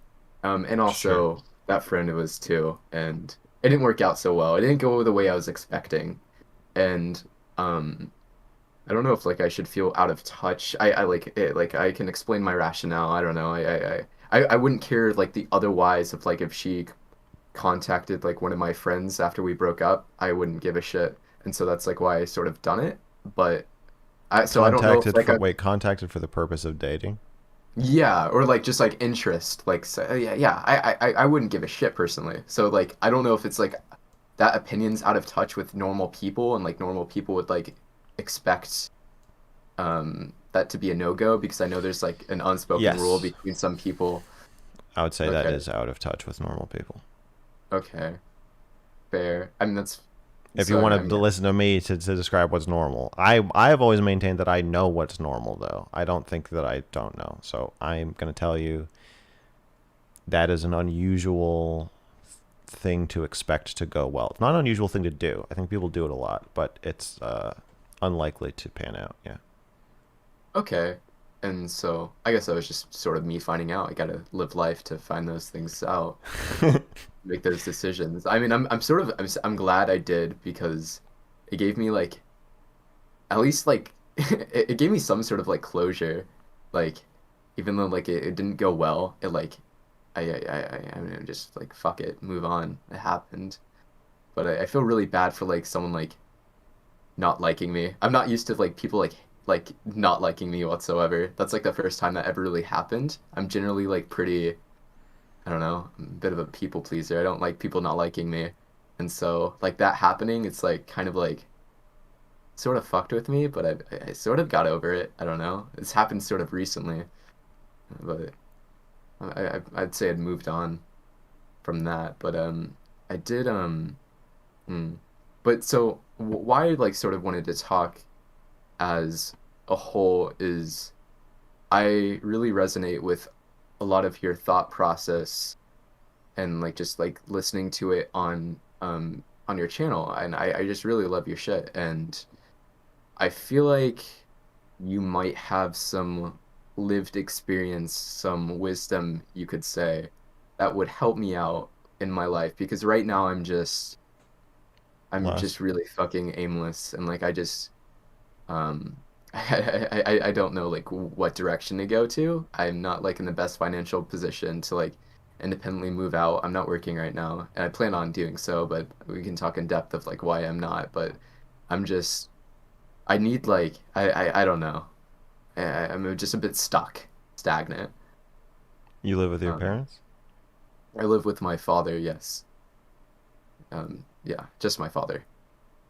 And then I should say I have my family, my mom and my stepdad, and I have two sisters, and they live over in Colorado, and they recently moved there maybe 3 years ago, and they were in our state where I lived, but they have always been divorced, but they recently made that transition over there for like some fucking church, so it's a bit cult-like, kind of interesting how like they transitioned to that, but yeah, I'm just chilling over here with my father and just like suburban fuck nowhere, and there's really like nothing near me, and I feel like I was just like fucked geographically, just my location where I live, because I live in just like literally in nowhere, and there's just like nothing really for me. I have friends and all, but a lot of it's just like resorts to like drug use, and I'm like cool with drugs, but I don't know. You want something more. I want more. I want more out of life. I want something to like fulfill me, and I Does just your father want playing you to video games. Sorry. I'm gonna continue from what I was saying. Um, Okay. and then you can go with that. But like, Okay. I'm like a big gamer. I like play a Yeah. lot of video games, and like I've used that all my life to just like distract me, or not even distract, but just like entertain me and like keep me like just sure distracted. And it's like right now it's just not fulfilling me, and like I actually hate all the time I play video games now because it's just like I've done this so much in the past, so much gaming, and like I don't like remember any of it. It's like it's just like you pick up the controller the next day or like the keyboard, it's just like I don't know, it's sort of just a waste of time. And I still like gaming, but it's just not as like a whole of like what I do, of like what I like fill myself up with. And I just like I need like I'd say I'm a creative inclined person, but it's just I'm very perfectionistic, and I um I hate like a lot of what I do. I think like I don't know. I'm just, I think I look at my work I put out too much and too critically to really like get better at anything. And yeah, you can go from that. Does your You father were want you to asking me a stay? question.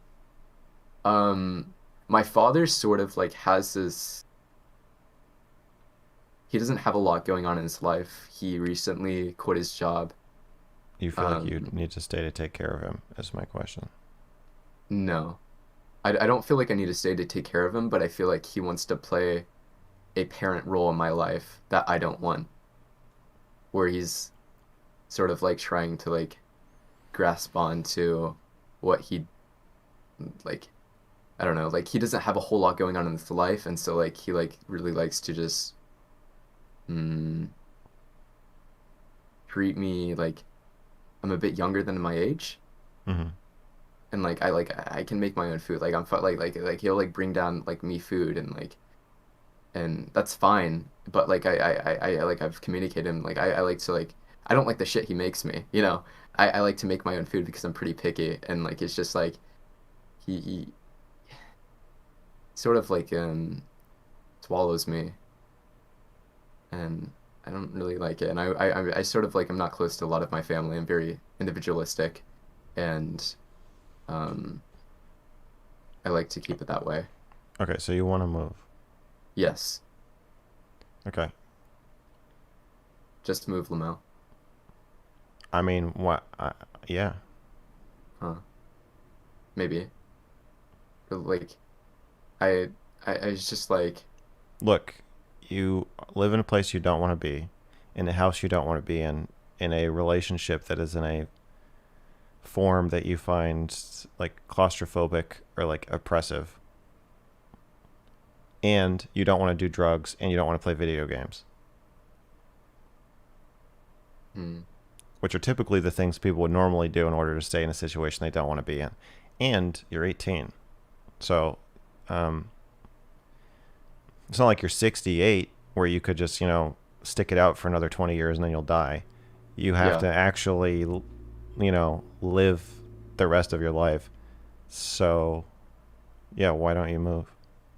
I guess like okay, so I should say about like a year ago. I'm not connected to my father's like financial situation. I can just detach myself. I realize that, but like my father got scammed maybe like $16,000 in I Bitcoin. asked you, do you feel like you need to stay there to take care of your father?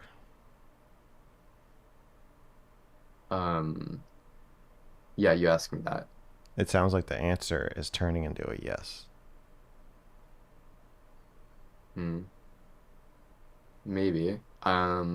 I mean, I'll have to like give that thought, but Well, it's how come when I more, say you have to live your life and go find something that makes you feel fulfilled, or like at least there's some kind of goal, or like you might be fulfilled, or at least you're not just like depressed and stuck, and the first thing you tell me is about your father getting scammed out of Bitcoin? okay, I can answer this. Okay. Um, so I am financially dependent on my father currently, and I need to be financially independent, and so I need to start working for money. Well, I just Okay, but I'm your father wants you to be financially dependent on him. yeah, That's one of the only ways that your relationship in the way he wants it to be makes sense. Is if you yes. can't if you can't take care of yourself, then then it follows that you need him to take care of you, and then he has a purpose in his life. Yeah, But you don't actually need him to take care of you. I don't. So by not taking care of yourself, you're taking care of him. Yeah, I see that. Um, I guess like it, I believe I have this is I self-diagnosing. I'll tell Okay. you this, but I believe I have high functioning autism. I really Okay. resonate with a lot of the experience of individuals who have like the internalization of autism, and and I feel like that's like affected a lot of like the way that I interact with society, and it's sort of it sort of like it pushes me back inward and being dependent on my father, even though it's like I am self-diagnosing, and it probably would be good for me to like get diagnosed actually, for sure it would be, but I think that's like pushing me inward into like being dependent on my father, because it's just hard for me to mm, not fit in I feel like I could fit in society, but I've worked several jobs, and it's really fucking hard. Like I'm a good worker, but like I get easily burnt out very easily, and I'm like highly emotional, and I'm just like I just like it's just fucking hard. I mean, life is hard, sure, and I have to get over, and I have to live more life experience. But Well, like I feel like that's pushing me are you inward. suggesting that because you have high functioning autism that you should spend the rest of your life living in your father's basement eating his shitty food that he makes for you? Oh, holy fuck. Um, I'm not suggesting I should. I that's probably just a You're just reason of saying like that what maybe I'm. that might be what you do? I guess the real I'm not worried. I don't feel very worried about you hearing the story because I know that you're not going to do that. Yeah, I'd kill myself if I did. That'd be horrible. I would like. Okay, well, so don't do that. I won't. So then that leaves us with you moving. Yeah. There's a lot of jobs out there. Find a I mean, like, job that you can do, and then do that, and then move. I mean, yeah. I guess it's that simple, is it? But then like it's Well, the like not simple part is that your father is not going to support you in doing that. He doesn't. I mean, unless maybe he is like much emotionally stronger than the average person, but most people, when they are in some kind of like dependent thing, okay. I'll only say this: he's going to resist it, and I feel I like agree. you are resisting it as well by saying like maybe you're too autistic to live your life, and so maybe the best thing for you is to stay there and play video games and do drugs and eat the food that he brings you. I don't think that is the best thing. I think I agree with the other part of you that wants to go. Yeah. I maybe I'm just like I'm But in a you'll encounter okay. resistance. And part of your yeah, so I just feel like you're going to have a lot of thoughts about like how you can't do it and why you can't do it. And but the thoughts will I believe are usually going to lead back to your dad being sad or your dad being poor. I can so I want to go to college. I like a lot of my aspirations are maybe more I would have to go to college for it, right? And so like I was just like I'm like thinking in my head it'd be really hard for me to like go to college and then like work full time to have it like an apartment by myself, and it'd be better if I stayed home while going to like taking community college classes, but then that'd make me fucking miserable. So I don't know if I should like fully like try to get my independence first, then maybe think about like I just don't know like how that would work realistically with college and just like working full time. I mean, like people Okay. do put I themselves understand through. you're saying they do. You're saying this as though this is a infinitely complex, unsolvable problem with a million variables that you can't possibly lay out and figure out a plan. I think if you spent an hour with a pen and paper or your favorite word processor of choice, you could probably come up with a plan for what you want to do and then do the plan. How old were you when you like first were financially independent, if you don't mind me asking? Um, my situation has some overlap with yours, but it's also a little different. Neither of my parents really wanted me around, so they were willing to pay my rent to live somewhere else, starting when I was Okay. 17. When you were 17, okay. However, my father is pretty much useless for anything except money, and that I think in order to make sense of our relationship, um, and how bad our relationship made me feel in many ways, and the sense that I had that I was constantly taking care of him. In order to make Yeah. that make sense, I had money problems all my life up until I was like 30. Hmm. No matter how much money I made, I still somehow was always broke. Getting my phone shut off, getting my car repossessed, borrowing money from friends or family to pay rent frequently, just constantly broke and constantly worried about money. That seems And like a path that I'm gonna head towards if like realistically, which I'm fine with if like that's my independence and that's like no, it was all by choice in a way. I didn't have to do that, but well, I believe I you're did telling it. me I believe I did it to make sense of my dynamic with my father. Um, to make well, it Mr. so Primo, that what? you're telling me to do that though and go through what you went through. Which like I understand No, that, but I'm not like telling you. I'm not telling you to do that, motherfucker. Let me finish. okay, I'm you s- can I'm finish. okay. I'm saying I'm making an analogy. I'm saying that while I did not stay in my father's basement, I psychologically did for a long time, up until I had a huge falling out with him at around age 30.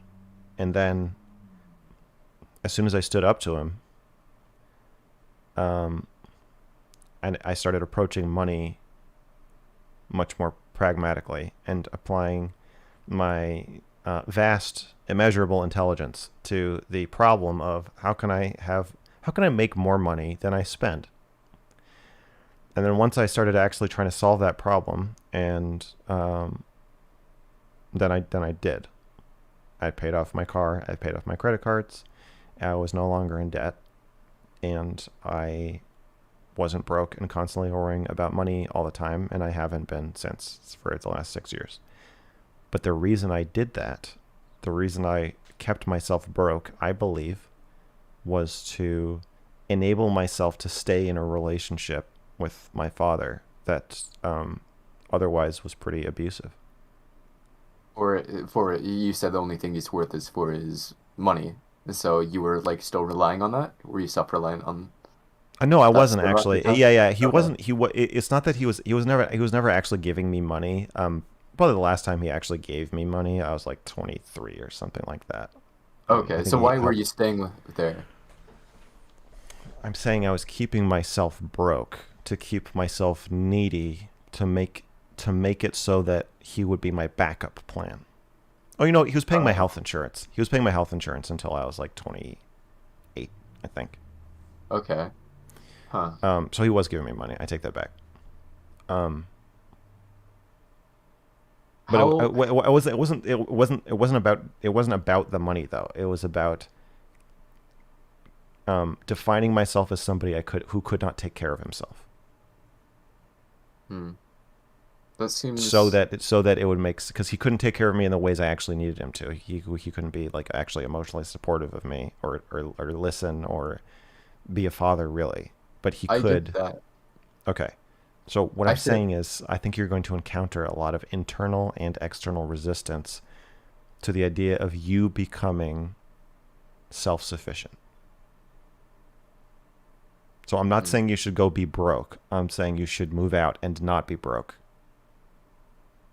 Hmm. How do you um you're saying that like your dad wasn't very emotional.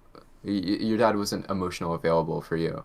I mean I resonate with that, and he's like the only like person I live with, and so like, is there any way like you got through that? I'm a very like individualistic person, No, I'd I say. haven't talked to him in 7 years. Okay, that might be a possibility of reflective of my situation and what could happen. I don't know. I'm not very close to my family, so I don't know like how like it's just odd like when people ask me like how like how's your family, or like I don't know, I'm just like not very close to them, and you seem like from what you're saying you've had that similar experience. Yeah. uh all right, well, so of course I need to start working. That's like the first step I need to take, and It's a just lot save up. easier to tell how you feel about your parents when you are able to start making and saving money. It clears a lot of shit up real quick, or at least it did for me. Huh, that makes sense. And it makes it much clearer who's taking care of whom and when. Yeah, I, f- I do get like I guess I kind of am staying, so like I'm kind of just creating like the dependence that my father has on me. Yeah. The thing that like that I'm trying to like escape, I'm sort of just still playing into it. I get that. Yeah. Uh, okay. I guess, yeah. I guess I need to like hold on for a little while, I guess, while I'm saving up money. It's just like I would I just re make a plan. Also, I would go to therapy. I know that just costs more money, but yeah. I've been to I think it will help you. I've been to a therapist for a little bit. I stopped going recently to I don't know. I need to go again for I think sure. if you can go and get their help making this plan, um, because a therapist ideally wants to see you succeed, Yeah. and they don't have the same. Despite some people in chat saying earlier they want to keep you in therapy forever, I don't believe that, and I definitely don't think they want to keep you, living with your father forever. They want to help you accomplish your goals. So I think any support you can get with this and making a plan and then carrying out your plan would be Mm, good. okay. I think that's about all. I mean, I have like uh yeah, that's like just like realistically what I need to do. Okay. Sounds like it. Yeah, sounds like it. Thank you. Appreciate it. welcome. Have a nice night. You too.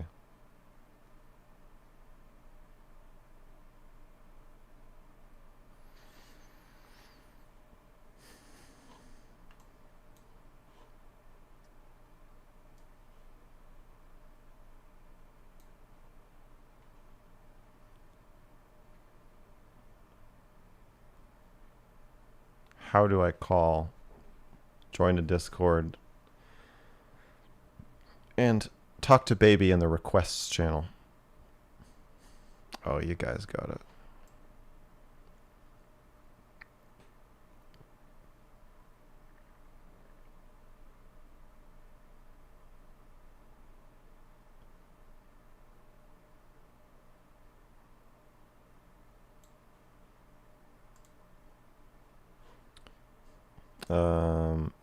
I'm gonna hide the spammer or ban the spammer. Do my mods not have the permission to ban spammers?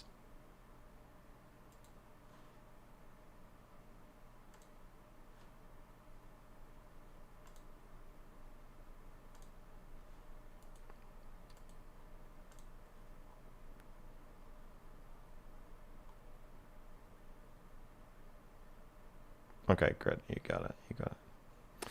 How long since I spoke to my mom? 11 years. When is the next mixtape? I don't know.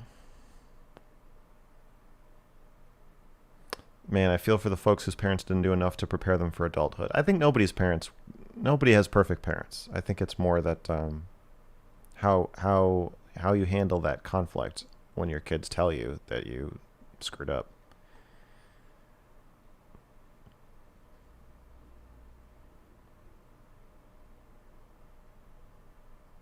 Okay. I don't know if I can give you that power. I'll check it out. I'll figure that out with baby. There's a long ass list to talk, months behind by now. Is that true? How many people are in the list? Let's see.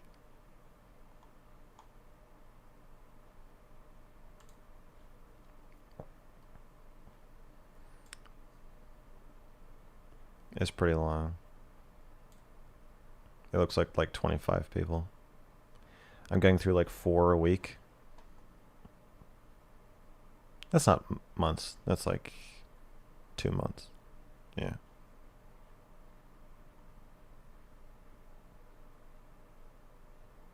Can I make weird culty sculpts of you? I don't think I can stop you from sculpting me. I'm not going to encourage it though. That I am not going to encourage. What's the reason for the delay in case someone says N-word spams? I think you're allowed to say the N-word on YouTube, but yeah, I don't know. In case something happens. Something that I don't want on my channel. I don't know. It's a good idea to have the delay.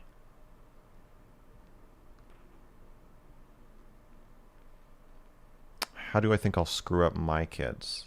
If I have kids, I will screw them up by telling them what I think they're feeling too much, instead of letting them to define their own feelings, whether it's accurate or not. I think that I'll think I'm empathizing with them, but really I'll just be overbearing and controlling.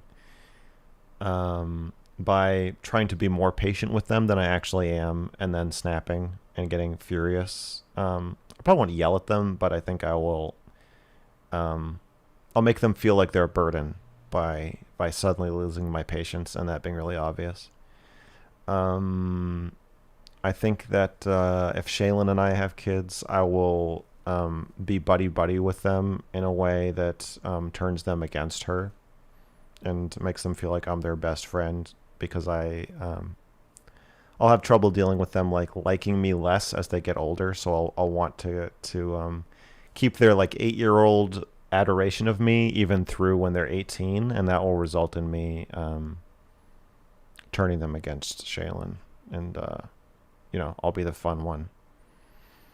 I think that how a lot of my work that I put out on the internet, my art, exposes me in a way that is not fair to them, and exposes them in a way, and just will make it confusing having boundaries and stuff.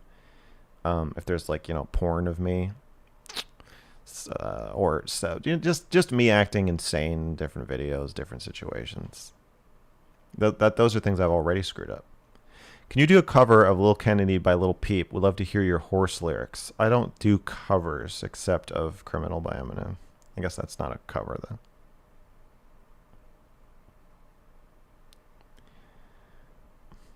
With the recent ban, can you still stream full time? I am not making as much on YouTube as I was on Twitch. I had a good thing going.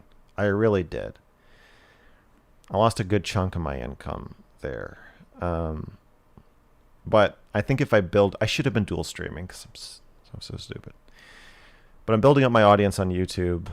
It's almost where it was on Twitch, actually. So I think so. Although I think I forgot to turn on monetization for this stream. That's another problem. You have to do a lot more shit. Yeah, I didn't turn it on. I'll turn it on right now.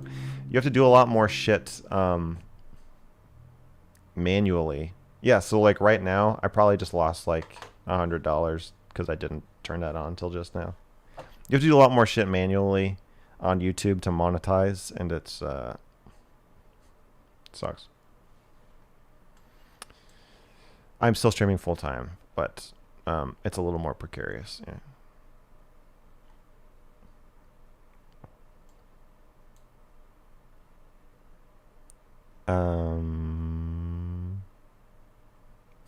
Isn't your dad the cuties guy? Yeah. I think that'll be confusing.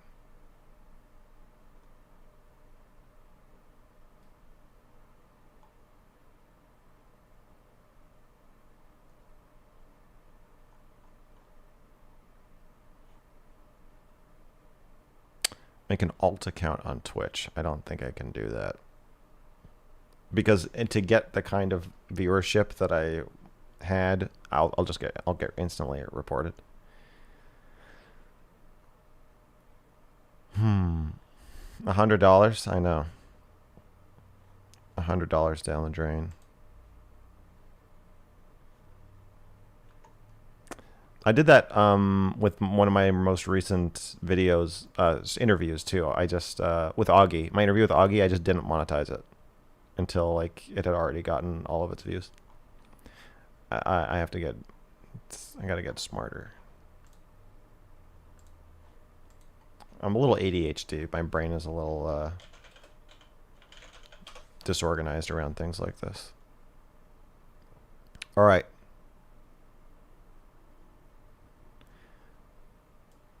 I'm ready for the next one.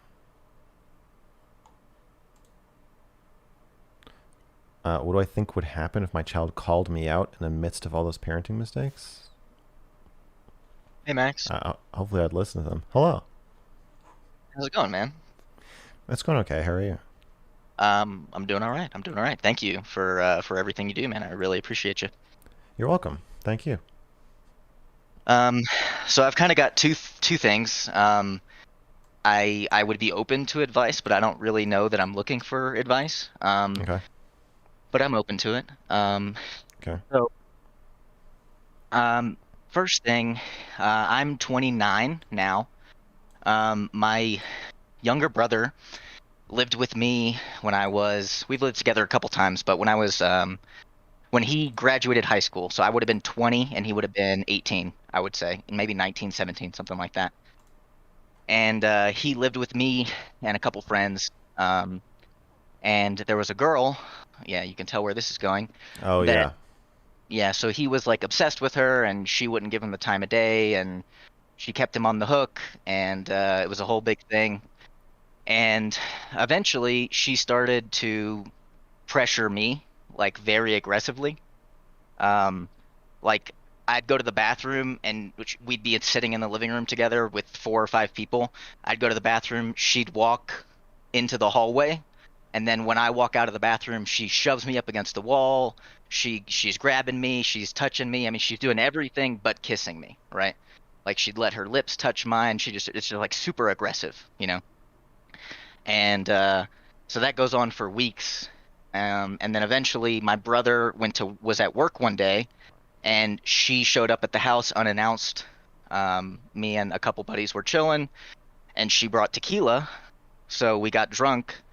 And at some point, she just says, "So is one of you guys gonna fuck me or what?" And so we kind of did. Uh, yeah, You it was. you kind of did. Oh, I mean, we did, and there were Okay. multiple of us. But what happened was that basically, me and another guy were in there with her, and then she asked him to leave. So it ended up just being me and her. Okay. And then a few days go by. It gets worse with my brother, but that's not really important for the context. So if you Okay. get a few days go by, and she tells him. So then he gets super mad at me. He moves out of the house. Shit blows up. Everything goes crazy. And then at some point, I I have really bad memory. I do a lot of drugs and stuff. So I think that me and her kept seeing each other for, I would say, a few weeks. Um, and it's always bugged me. I've apologized many times. We've talked about it a few times. But at that point, I was, like I said, 2021, and then I didn't have sex again for like 5 years. Um, and I mean, part of it was depression, part of it was isolation. It was a lot of different things. But uh, so now I'm an older man. I had a relationship, right before COVID happened, with she was a couple years younger than me, but it wasn't this, right? Um, so now I find that I'm not really attracted to women my age. Um, at least not, especially not to date. Like I can see them and think they're attractive, but I don't really want to date anyone my age. And the guy that you talked to recently, he actually said something that was really interesting. He was talking about how it could be parts to do with like your self-image and the way that you see yourself, and you could kind of feel that you're younger than you are and stuff like that, which Yeah. kind of resonated a little bit. Um, Oh, the so psychologist. yeah. I like You're him a saying lot. that He's you pretty smart. yeah, you're saying you think of yourself like as emotionally or psychologically younger, so you think your peers are like in their early 20s when they're actually 29. Yeah, potentially. Or I could go into even further detail. Like I don't have a great job. I don't have a lot of aspirations to do great things. So every time I meet a person my age, they want to know, where'd you go to college? What are you doing with your Yeah. life? What do all these things that I'm just not doing, right? Questions. Yeah. Too many questions. Yeah, exactly. So, but Okay. with younger girls, it's just kind of easier, and it's more comfortable, I guess. Hmm. Um, so, in the last, let's see, so since I was 21, I had a relationship for about a year and a half that did not go well. Sex was not good. I was very uninterested. So was she. It fell apart pretty quickly. Um, but before that, and much more recently, I've fooled around with 18, 19 year olds. And right now I work at a grocery store, and a girl started a couple weeks ago, and I thought she was cute, and I was flirting with her, and things were going well, and I wasn't pushing super hard. It was just very casual. And then at some point she mentioned school, and so I asked, and she's 16 years old. What state? Colorado. 17 in Colorado. But Thank you for it, saving me the trouble. yeah, you're welcome. You don't have to Google it. I got you. I know what you're asking. Um, so the weird part to me is like I don't hmm I'm attracted to her, right? Hmm. I think she's attractive. I think she's funny. I mean, I don't know if I would date her necessarily, but I would definitely fool around with her. But I don't want to So do that. You know what I mean? that would be illegal. Yeah, I mean, it's not even necessarily that it's illegal. It's just more that it makes Okay, me but uncomfortable. it is illegal. I mean, sure, but I do a lot of illegal things. I mean, not as big Yeah, as illegal as rape. Yeah. statutory rape. You can go to jail for quite a while for that. So Right. I have to say that don't do that. Right. And that's why I kind of said it's like I don't really know that I'm looking for advice because I kind of know what the advice is, right? Well, yeah, if you Um, call into my advice show and you say, should I rape somebody? My answer is no. okay. Well, It's a thanks, man. resounding That's no. Don't do that. Yeah. resounding no. Yeah, genius. Yeah, it's Wow. not a good idea. I mean, what do you want me to say? Like, well, how horny are you? No, don't do it. Don't do it. You're like, oh, should I rate my coworker? No, no, don't. So, Were where there I any mean, other questions? I mean, I'm in therapy. We've kind of we don't talk about this specifically, but Why we've not? talked about well, we've talked about like I've gone back and forth between thinking I'm asexual and thinking that I don't even like I'm not even interested in sex because I'm not most of the time. And then you know, when I got into a relationship, it was like I really wanted her for a lot, and then as soon as I got it, I just didn't care anymore, you know? And You might be like scared of sex. what The like first girl, scared? the first girl sounds scary, She was pretty scary, yeah. and the sex hurt your family, Right, right. and that may not be the first time that sex has been scary or hurt your family. It could be part of like a pattern or like a lens through which you view sex as harmful or scary.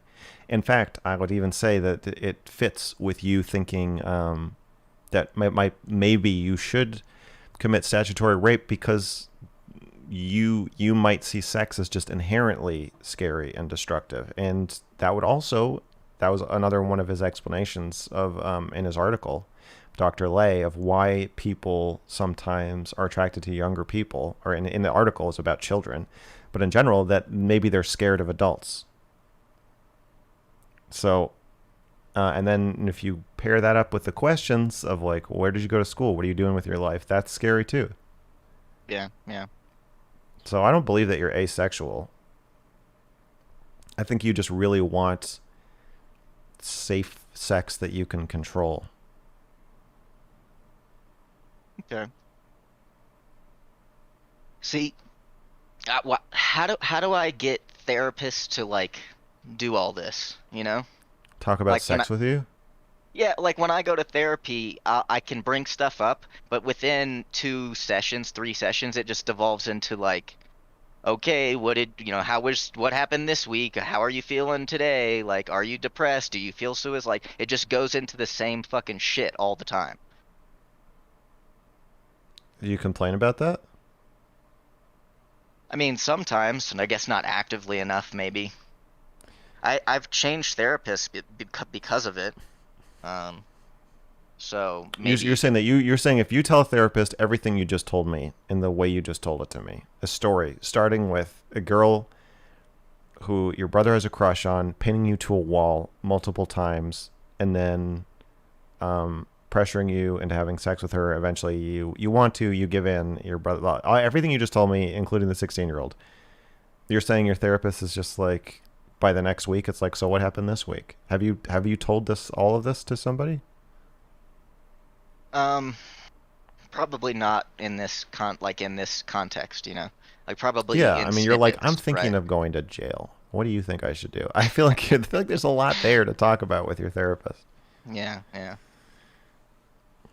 Okay. I mean, I guess I can try to bring it up in this context and because that's the other side of it is it's just I mean it's scary to even think about, you know. So Yeah, yeah. There's a lot of scare. I think that was another thing I was going to say is that it might also be that you are scared of even talking about it.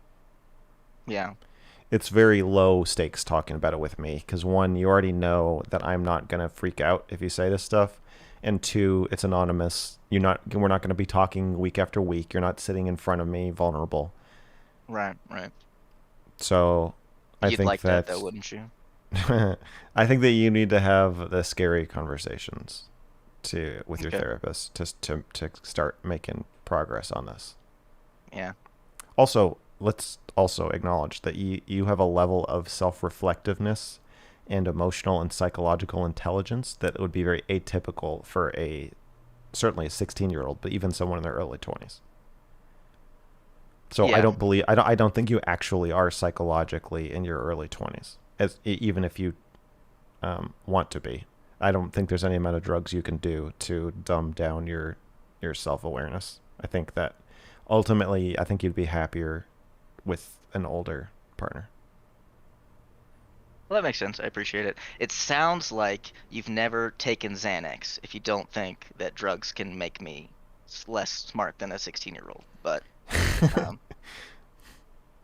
I haven't. well, yeah. Either way, thank you. I have a question about a video that I can't find. Can I ask that? Yeah. Um, so I feel like you mentioned a Tinder girl that thought she raped you. Or I know that there's that This story, right? That she raped you. Is there one where she thought you raped her, or is that the she same she she story? didn't think that, but everybody else thinks that. Okay, so I don't think I've heard that story or watched that at all. Do you know what that Okay, is? so there's two. One is called the sensational version in shorter is called "Consent is Complicated" and it's only on BitChute Oh, okay. It's like because deleted from YouTube. yeah, YouTube took it down. The Okay. other version is inappropriate questions. I think it's called "Interview with a Feminist." Wait, let me see what it's Oh, called. it's the one with the feminist. Yeah, yeah, yeah. Yeah. So I told the Okay. story in that one. Okay, And okay, I've also told the story in the Consent is Complicated video. okay. And I can find that through your website, maybe, or I think there's a link to it on the website, but you can also just Google BitChute, Mr. Girl, Consent is Complicated. I think it'll be okay. the first. Okay, cool. Yeah, I went through all the other like the Tinder monologue and the one where the time that you got raped and all these, and I'm like, this is not the right story. Like, where is this? Yeah, it's too hot for TV. Many, many things you do are. Yeah, One last little thing. yeah. With the Dr. K stuff, um, I remember you and our relevant, as soon as Dr. K's like video came out, the ethics video, um, he mentioned something about like therapy is, you know, 3 steps and you have to do all 3 pieces in order for it to count. And like my best friend is a doctor. And when I Hmm. explained the scenario to him, that was his response. It was just like, just because it looks like therapy and he's kind of doing therapy, he's not doing the rest of it. So it's not clinical, and therefore he's not going to be punished in the sense of being a doctor. So, but you and Relevant both like blew that off completely and said that was insane, Uh, and I don't really know why. e- oh, Like it seems like a reasonable like argument on defense. his defense. Yeah, exactly. That therapy always involves diagnosis. I've never been diagnosed with anything. Well, I think that from what my friend said and what Dr. K kind of said was that the therapy is, you know, X number of steps, right? It takes, you know, either I've never been. diagnosis I or don't think I've ever been through any of the steps that okay, he's well, the describing. first I've step never would been. be diagnosis, right? The second step would be the therapy that he's actually doing on screen, and then the third step would be like the follow-up and like the taking care of someone, you know, like that whole the aspect of you having um Well, he said treatment. liability for them. Right. Yeah. And so in my Yeah, mind, I think he's most. I doing think lots of. Lots of therapy doesn't involve diagnosis or treatment. it's just the talking or just that bit that he's actually doing. Yeah, but also he did. I mean, with Reckful, he did Respectfully diagnose did. him, Yeah, yeah. And I he mean, did treat. He said I think here's your problem. He said I think you have first. It was depression, and then it was borderline. yeah. He And then he said set up the a treat the treatment plan the for treatment is weeks. going to Yeah, be that we're going to talk for 4 to 8 yeah, weeks, and then yeah. he did the treatment plan. Right. So I I don't mean, I don't I'm and he 100% on did. your side with that part. But to me, it kind of seems like, and in my mind, when I heard that response from Dr. K, I thought it was dumb because it seems like the all the other stuff, the diagnosis and the aftercare and all that stuff, is so that you can do the therapy safely. Yeah, yeah. Doing it unsafely doesn't mean you're not doing it. Right, right. Yeah, in my I don't. mind, Yeah, I all don't think the it's a other good. stuff is so that you can do that. Yeah. Okay. Yeah, there's no way like the ethics guidelines were written like that so that I mean, the guidelines clearly say every person you speak to needs to know if they're your patient or not, and needs to know if you're doing therapy or not. Right. Right. Clearly, on multiple occasions on video, you see people thinking that he's their therapist. Yeah. Yeah. Yeah. The biggest part to me is just all the conflicts of interest. I think that's the one piece that in your video I would say I would say you should have handed to people a little bit more. Like I know you said that Mhm. you didn't want to do that, you didn't want to hold their hand through it, but that piece I feel like there's so many threads, there's so many pieces to it that unless you really explain it to somebody, there it doesn't like I didn't really get it until I watched a That's stream and did all that's your true, answers but and yeah. my video's more aimed at professionals, Right, right. and then if something happens, then it will serve as an explanation to fans of why he's being punished. Okay. And I think That it will makes still sense. serve that purpose. I'm not necessarily trying to turn public opinion against him. More just put the pieces out I there. don't know about that one, Max. With the video. That's not my no. If my goal was to Okay. turn public opinion against him with the video, I would have done a lot more You would have handholding. been done a bigger hit piece. I see what you're saying. Yeah, you I just would kind have of laid focused. it I would have out. focused more on times where he's an asshole.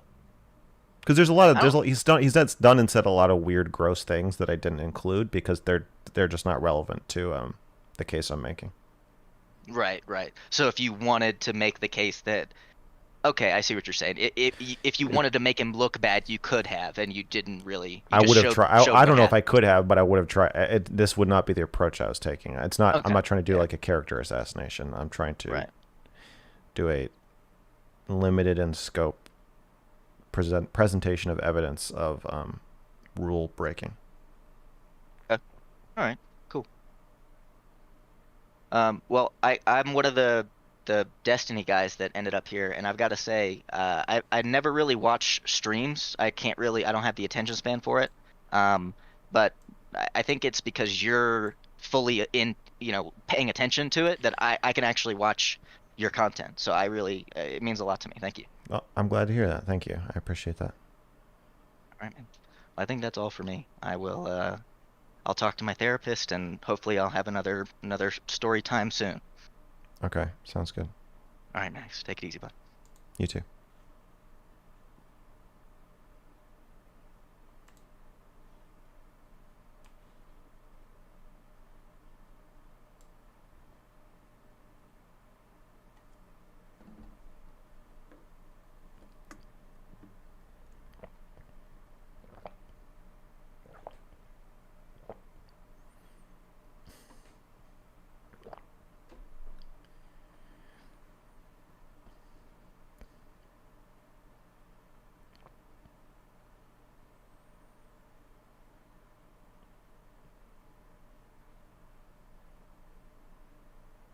You don't sacrifice your ability to talk to people casually just because you work in therapy. You do sacrifice your ability to have conversations where you are giving people treatment for psychological conditions or psychiatric symptoms. If you're a doctor, you do. You can't casually do that. Is it possible that what Dr. K is doing is novel enough that it justifies a rethinking of the ethics guidelines? My problem with what he's well, first of all, if you're doing something novel, there's a process for doing research to making sure that it's okay. But no, it doesn't matter. The fact that he's doing it on Twitch is not the problem with what he's doing. The problem with what he's doing is that he is having multiple relationships with people. First of all, Pokimane said that he is her private therapist, and he's not licensed in the state he lives in, and he's not licensed in the state she lives in. So he's just practicing therapy without a license. Second of all, the thing he's doing, even if he was doing it in private, like what happened with Reckful, is he's having multiple relationships with people who don't know if he's their doctor or not. There's nothing novel about that. It's just against the rules. He could do what he's doing in a safe way, supported by research and under the oversight of ethics committees, and he's just not. It's not novel. The reason that you think it's novel is that there is just a serious lack of information in the online world about what is safe to do, because you don't have doctors coming over and doing this because they're not supposed to. He's just breaking the rules. He's not in protest of the rules. If he wanted to, the safe way to do this would be, he wouldn't need to be a Twitch streamer himself. There's no reason for the celebrity psychiatrist to become a celebrity himself. You know, if he wanted to do online Twitch streams, he wouldn't take donations. He wouldn't even have his own profile. That would be that's what you would present to the research board, is you'd say, I want to these streamers are addicted to streaming. They're always online. I want to talk to them and do a kind of therapy demonstration. Now, Dr. Phil, to allow someone to come on his show, they have to have never been hospitalized for a psychiatric condition. I think to even be in his audience, you have to have never been hospitalized for psychiatric problems. They're very careful. Dr. K is not, there's no guardrails or safety with what he's doing. And it's all about making himself rich and famous. So no, it's not that he's not too innovative. He's just, as I said, reckless.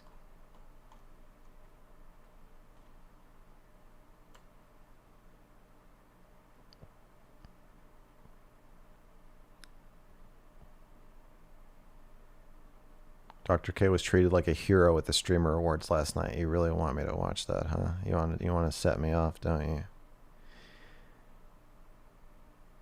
Ah, you want to fucking set me off. Maybe I will watch it.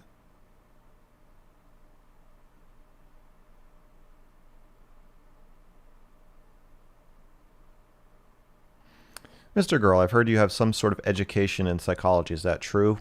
I have a bachelor's in psychology. That's some sort of education.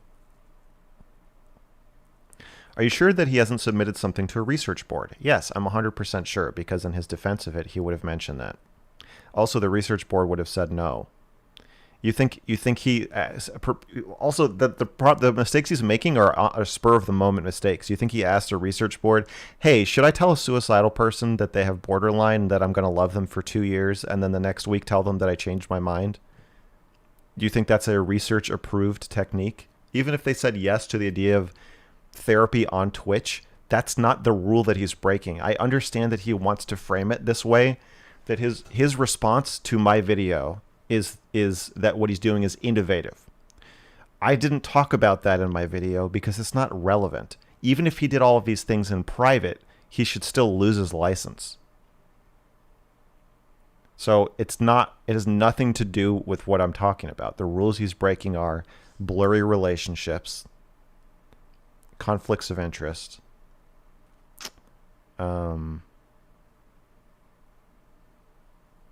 not responding appropriately when somebody's suicidal.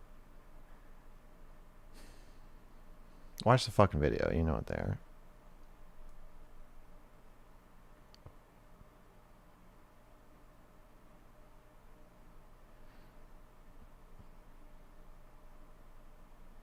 Dr. K makes me sick to my stomach knowing he's out there doing this. Me too.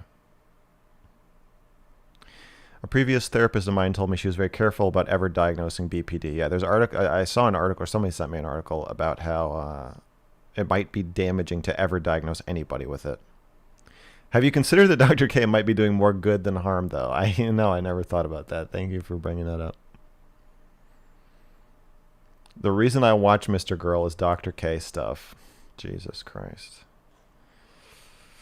I don't know what that means.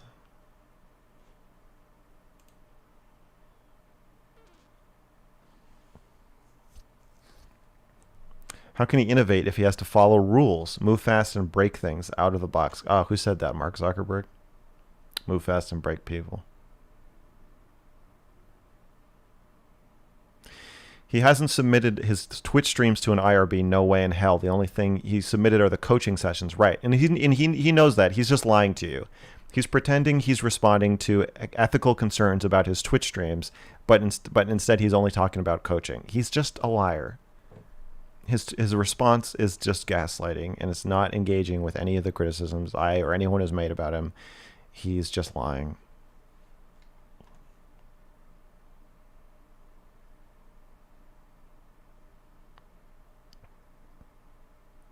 Can you explain why I call you horses?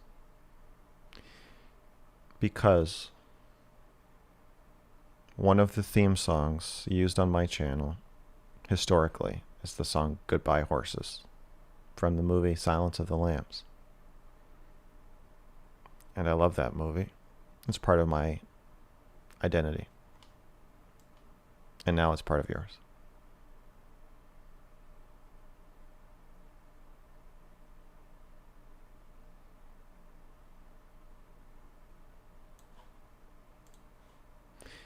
Okay, let's do one more.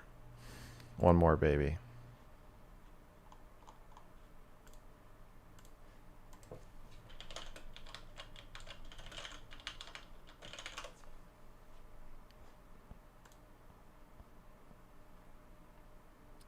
Horses in Freudian dream theory means dicks. Horses have nice dicks. I think that's pretty widely accepted. Hello? Hi. Hello. Hi. Should I just start? Sure. So, my boyfriend of 3 years, who I've had a long distance relationship with, cheated on me when I went back to the city where we see each other sometimes. And for a whole week, he was lying to me and seeing this girl at the same time. And I finally found out by going through his messages because I knew something was up, and I'm generally paranoid about this stuff. And yeah, ever since then, I came back to New York and we stopped talking, and I was about to move on. And he's like tried to re-enter my life and telling me that he would never lie to me again. And I kind of allowed him I allowed him to come back into my life. And um, I'm just wondering if you have any insight on if someone can really pathologically lie to you like that, if you can ever trust them. And I have these flashbacks. Like, whenever he's in my life, I have these flashbacks that just completely dysregulate me and ruin my day. And I can't keep having the same fight every single day. And I feel annoying. So I just kind of swallow it. And You're saying that when you say flashbacks, I feel like you're saying that you're just still angry. I'm extremely angry still. Sure. And I obsessively go on this girl's Instagram every single day. Yeah. And I check for signs of whether anything new has gone on in their relationship. And I'm totally still very obsessed and angry. A lot less than I was, but I'm still extremely furious. And I feel like I keep him around because I am embarrassed to talk to this about anyone else. It's very embarrassing for me to have been cheated on. It Yeah. really fucked my ego. I So think that's one of the worst parts about being cheated on. Yes. And he's the only person I can kind of rant to this about. Like, he's the only person I can get my kind of resolve this with. It's also And embarrassing that it's embarrassing. exactly, yeah. It is. But what do you think about, I would never be able to lie to that extent to which he lied to me. And it makes me feel, and I didn't know he was a liar prior to this. So it was just this shocking realization that, and I don't know ever why he uses words anymore. Like, I always feel like I feel like he only uses words to manipulate me. But rather than to then express himself. Exactly, and then there's another part of me who doesn't want to shut down the possibility of redemption and shut down the possibility that maybe, because I if I go back to the chronology, I can see why he would cheat on me. I can see my blame in this a lot. What's your blame? even before there was any case of cheating, I was very paranoid about being cheated on, and I would become extremely like obsessively, horribly, poisonously jealous. And and he's a very free person, and I kind of made our relationship a high security prison. And How so? I would just latch on to these instances that I imagined as betrayal, and um I would really, really, really bust his balls about it. Like I would just How does that turn into a I would prison, though? all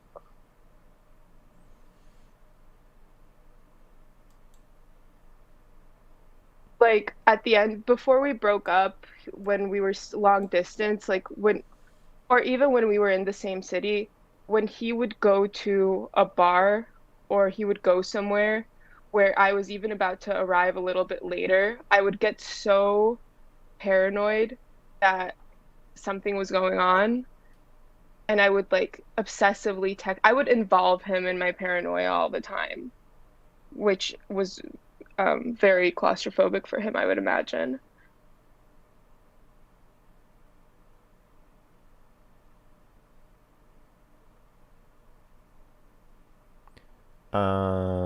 Okay. It seems like a lot of how you, well, where do you want to start? I feel like you've brought up a few things.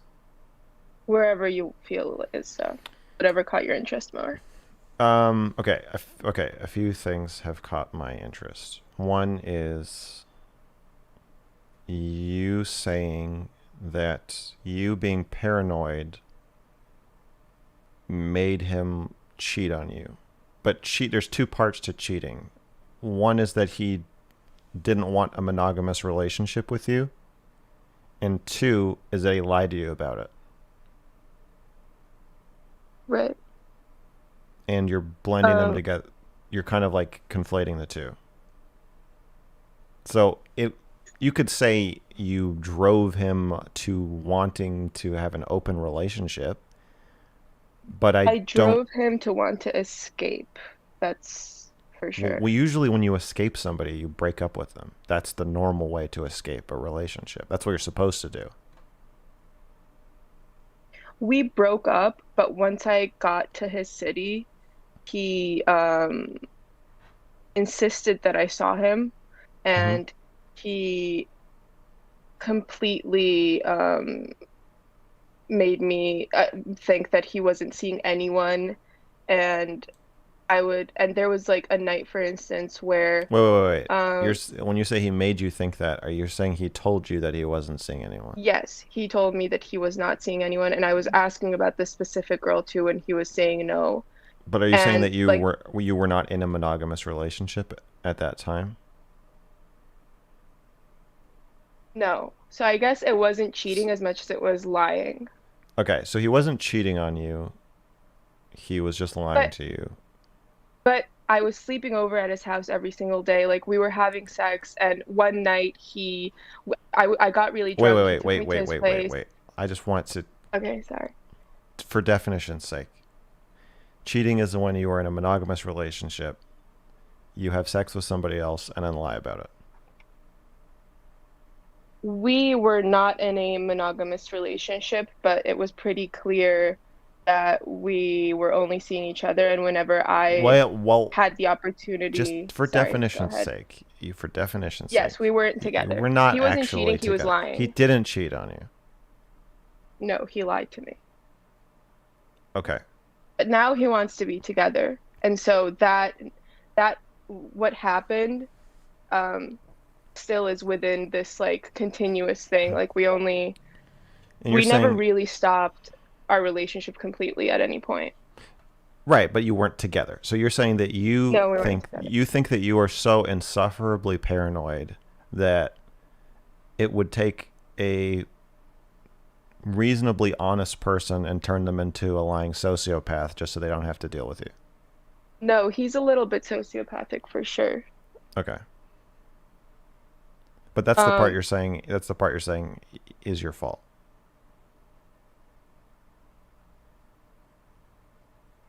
I understand that if you create a really bad atmosphere for someone, um, they might start. I think that if I were different, this wouldn't happen. If I acted differently, because he was always way more in love with me, and and I feel like I sabotaged it completely. Like I feel like I wrote my own destiny, and the thing that I was most afraid of, I manifested it. It's what it feels like to me. I'm not saying he's blameless in it. Um, I just can't stop also I can't not also see my part in this.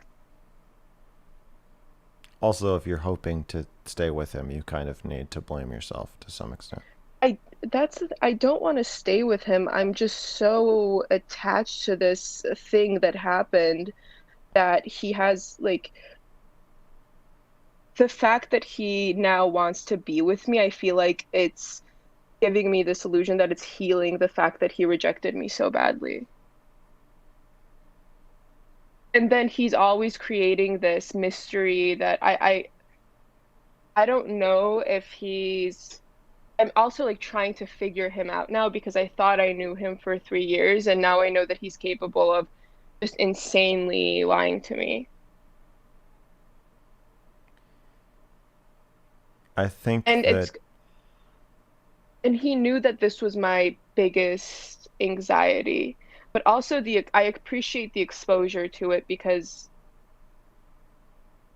um I think it's good that something like that finally happened because I haven't ever been lied to or cheated on prior.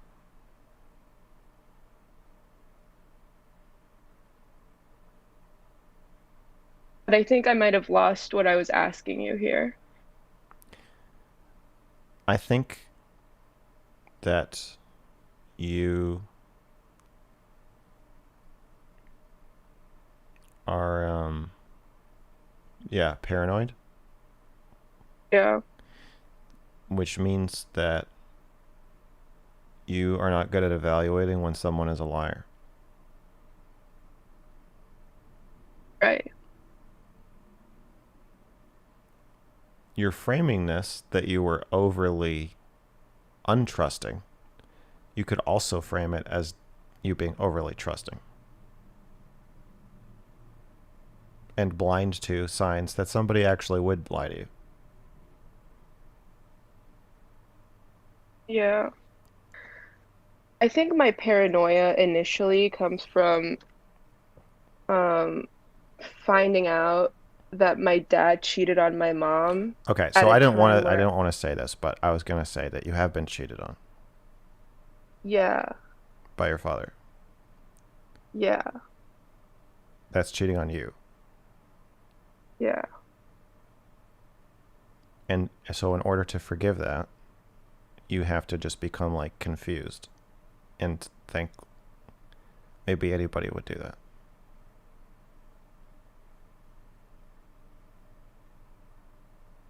But all that rage is not really about this guy,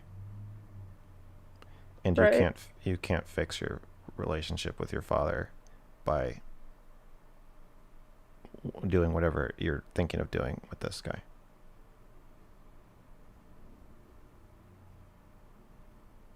Yeah, and I have a really hard time being mad at my father because I just have he's a really good person. And a really And good liar. so right, right. Like when I found out my dad was a liar too, that was an insane shock in my life. It sounds like you I don't still have know, not it's really. I don't think you've really wrapped your mind around that. no, I haven't. And I need to go to therapy. And you need to go to therapy because, yeah, you can see like the origin of your paranoia, where if you, to function normally, you kind of have to place people into boxes of liars and not liars. In order to do that, and like long-term sociopathic liars and Right. little white liars, and then honest people. If you make those boxes, it is undeniable which one your father has to go into. And so it just seems like you're coping with it by just not making them. But if you do that, the kinds of people who are okay with someone going through their phone are, Right. are probably mostly going to be liars. Yeah. And that's not a common behavior for me. I was just certain that he was fucking with me. And I had to step over that boundary for I what don't I think felt so. like If you're was certain, just then why did you need to look? self-protection. Because he would not admit it. Why do I you need him to kept admit it? You accusing don't. That's what I'm him. saying is you don't need him to admit it. Well, It's not because about. I It doesn't wasn't matter. It's as not like about I him. was certain It's not. internally, but I didn't have any facts. Like I Why do wasn't you don't like I need all them? You don't. You don't need them. because he creates that fear in me. Like the fact that I'm already so paranoid should not even need proof of anything or A relationship where you either need to break up or need to go through someone's phone is already over. right. It's not functional to go through somebody's phone. It's not. You can't. That's not trust. You can't have a relationship like the reason you're in this is that it's all based on the flawed premise that you can have a normal relationship with somebody who lies to you, or a good close You relationship can't. with. You can't. I think Right, that but that was my question to you is that possible? it's not possible for you. And then is lying a characteristic of like if you catch someone being a liar, does that mean they're a liar or was this a sing but I no, yeah. I guess that was my Yeah, is question your to mom you. such a controlling bitch that your dad had to cheat on her?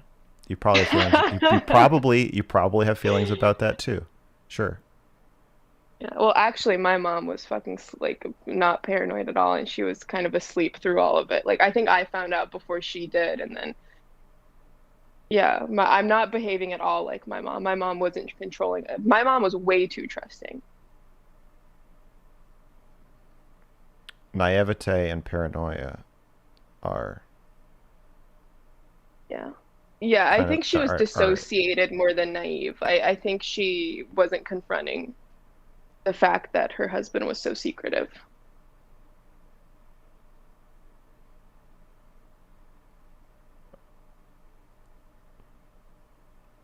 okay.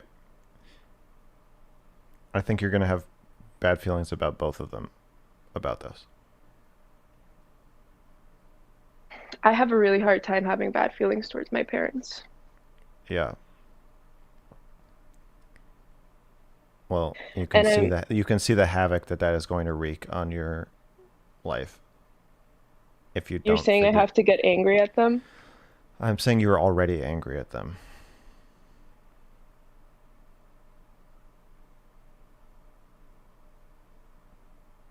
But they're also so supportive and loving to me that I can't. I don't know. I have a hard time being angry at people in general.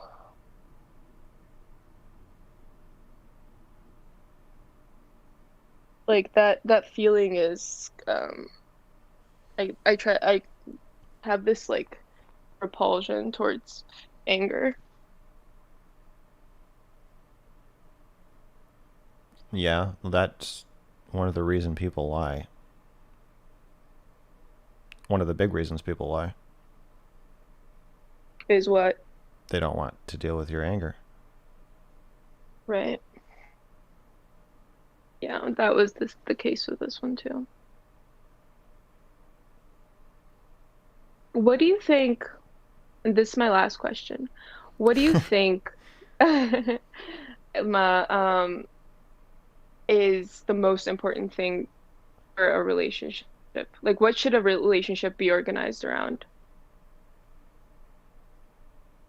I think you are trying to intellectualize this to create some sort of framework, checklist, some kind of type A buffer against how you're feeling. And I don't think you should do that.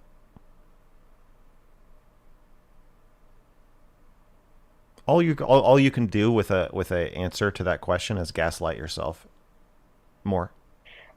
Yeah, and I can't keep um having this guy around because he's not giving me any space to even think about any of this, right? Because he all he is just a series of triggers in my life. Like he's he emotionally, no one can dysregulate me like him even being nice to me. Because you're being Like gaslit. he But you can also just you. exist and I'm being triggered by that. I know, but it's not about him. I think you're being gaslit, and you have been gaslit for a long time, and you want to be gaslit. You need to go to therapy. There's a very important period between when you found out and when your mom found out. And like Yeah. what you did with that. And I didn't even consider like telling her or anything.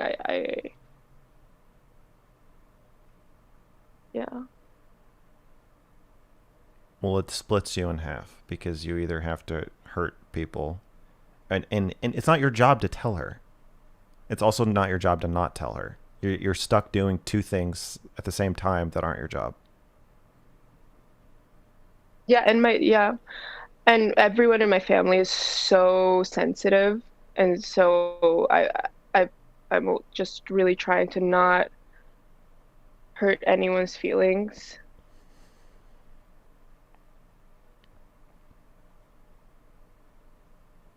Um, Or let anyone hurt each other's feelings. yeah, Yeah, I think you're gonna have to hurt some people. yeah. Thank you so much.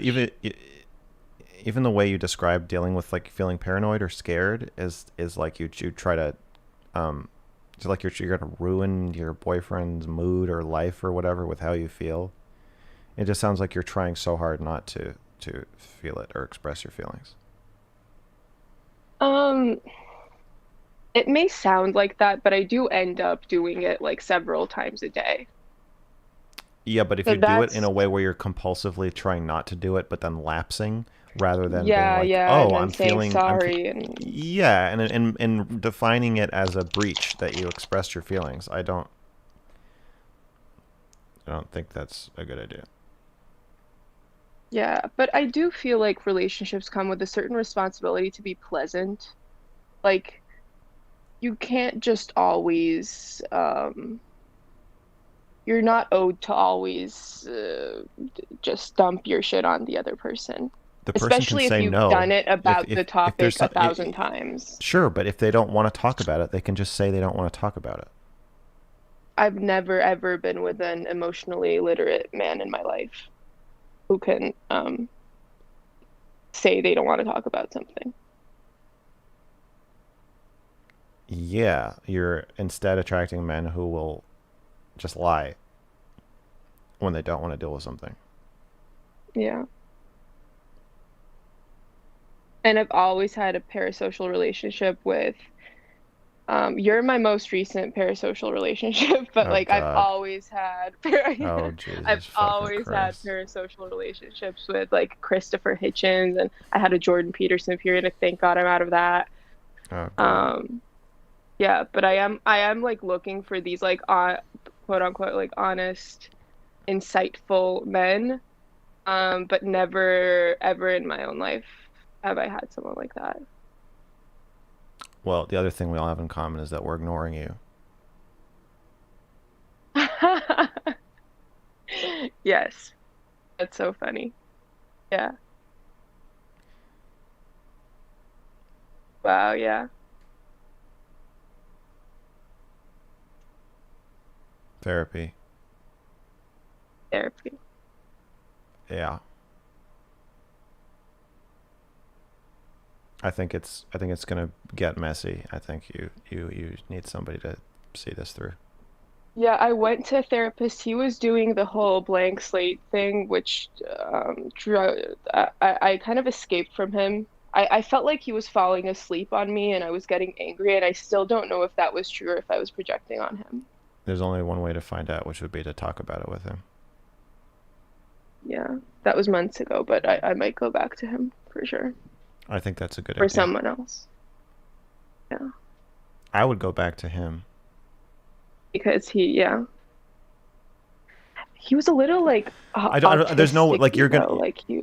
whatever. You don't fucking Yeah. know. You're paranoid. You have no idea what is going on in the minds of the men who are sitting in a chair across from you. I think that you need to just talk. I think that you're obviously going to have to talk about this with your therapist. Yes. Yeah. All right. Well, go do that. Thank you. I appreciate you. You're welcome. All right. Bye. Bye.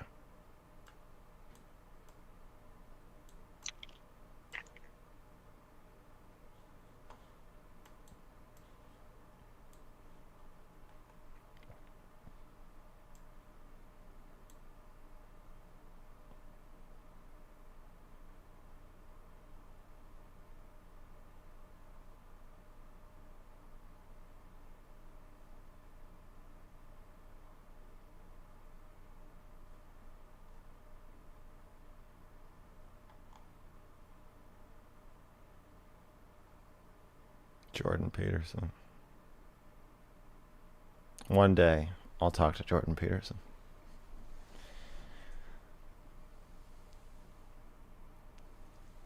Mr. Girl telling someone they don't know what's in the head of another. I know it's in your fucking head.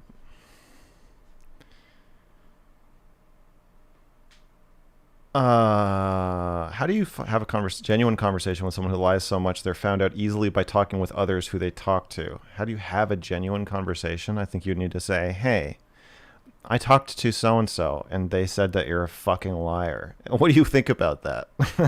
I would just say what you think, say what you're thinking.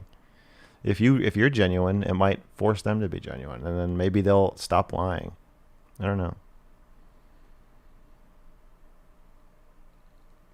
She needs to clean her room. JP is a stepping stone to Mr. G, who is a stepping stone to therapy. Will I date Jordan Peterson? Yes. You are my new Jordan Peterson. I don't want to be. I don't want to be that.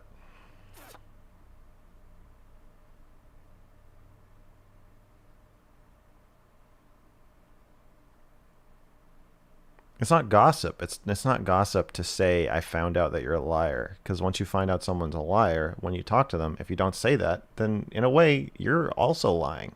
You get sucked into a web of people lying to each other, and I think it's better to create that uncomfortable feeling by just being direct.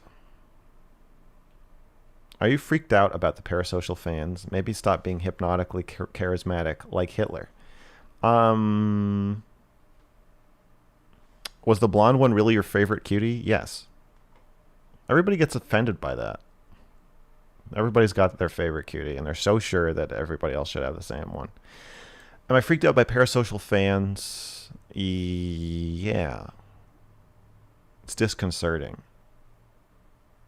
Yeah.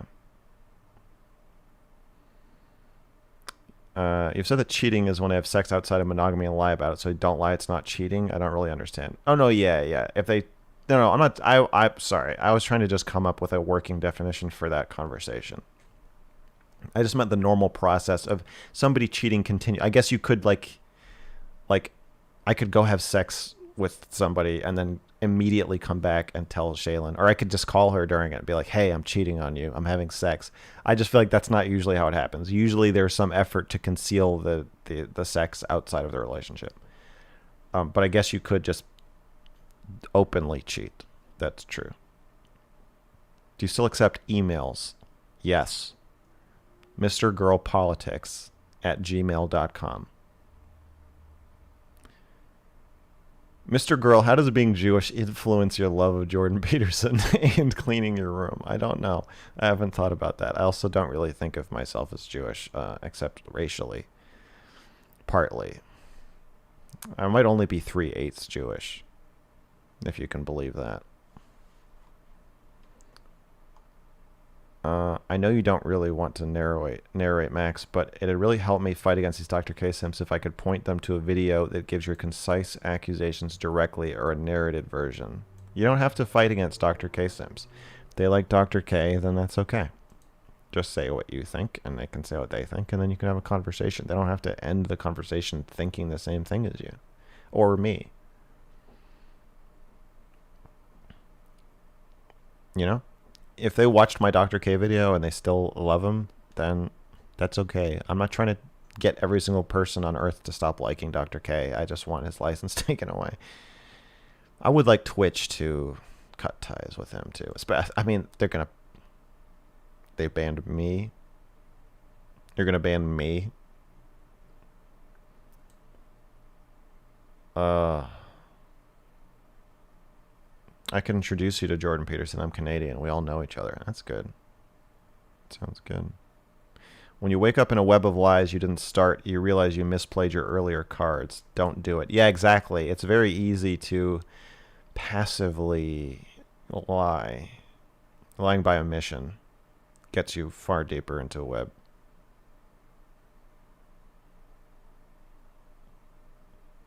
If an active major pop star asked you to produce a song for them, who would you want it to be?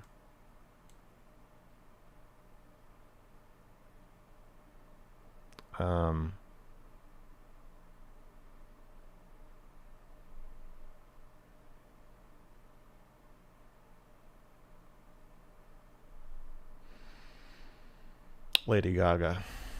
I would want to do a song with Lady Gaga. Or,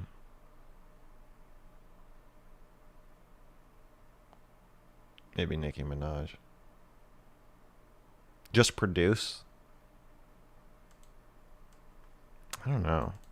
Somebody weird. I'm trying to think of weird active major pop stars.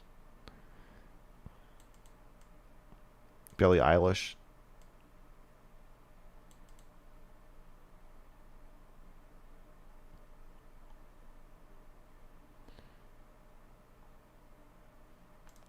$5. Just $5. Thank you. 10 euros. Hi, Mr. Girl. Thanks for continuing our parasocial relationship. Jesus, fuck. I will continue to fantasize me saying something super profound and you agreeing with everything I say implicitly. Thank you. Maybe I can make a poster that just says, I agree with you.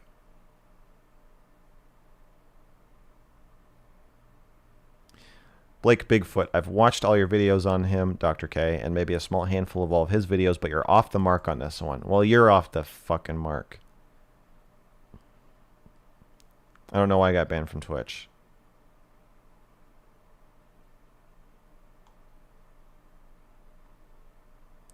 Can't some level of parasocial attachment just be okay or not good or bad? It seems like we all treat parasociality like it's bad when I think it's only when you are too parasocial. Sure. I think we all feel, you know, invested in emotionally in the creators or artists or whoever that we admire. It seems pretty clear, though, that social media or the way people do content creation now, something about what's going on is fostering parasocial attachments. You can make more money from people who are parasocially attached to you. So there's a certain incentive to want people to be, hey guys, hey buddies, you know, hi horses. But then I'm like saying I love you, saying you guys are my friends, tweeting out like what you had for breakfast. Just treating your audience like they're your friends. To make more money. I don't like that. It's encouraged and rewarded.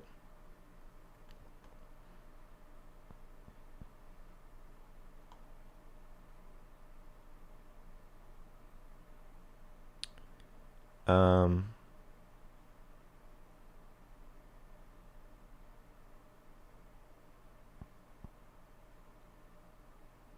kind of like Lil Darky, the rapper.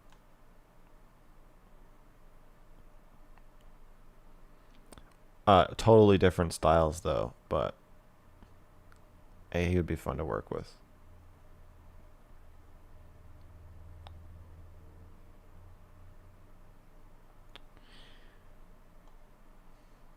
I can fantasize about whatever I want, even our parasocial relationship. You can. Thank you. Thank you for the $5. Thank you for proving my point. You're just uncomfortable with us being your friends. Admit it. Oh, God. This is a nightmare. I just wish these supposed super leftist woke streamers would stop supporting Dr. K. I think it shows either lack of care or lack of real experience with therapists and mental health. Yeah, they just like they like that he talks about feelings. I understand that, but there is a lack of understanding, I think.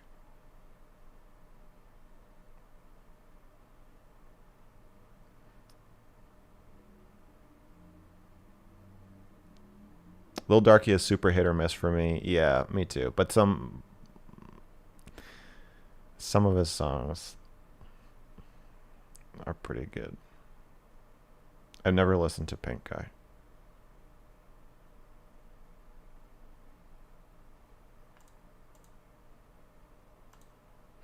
All right, guys.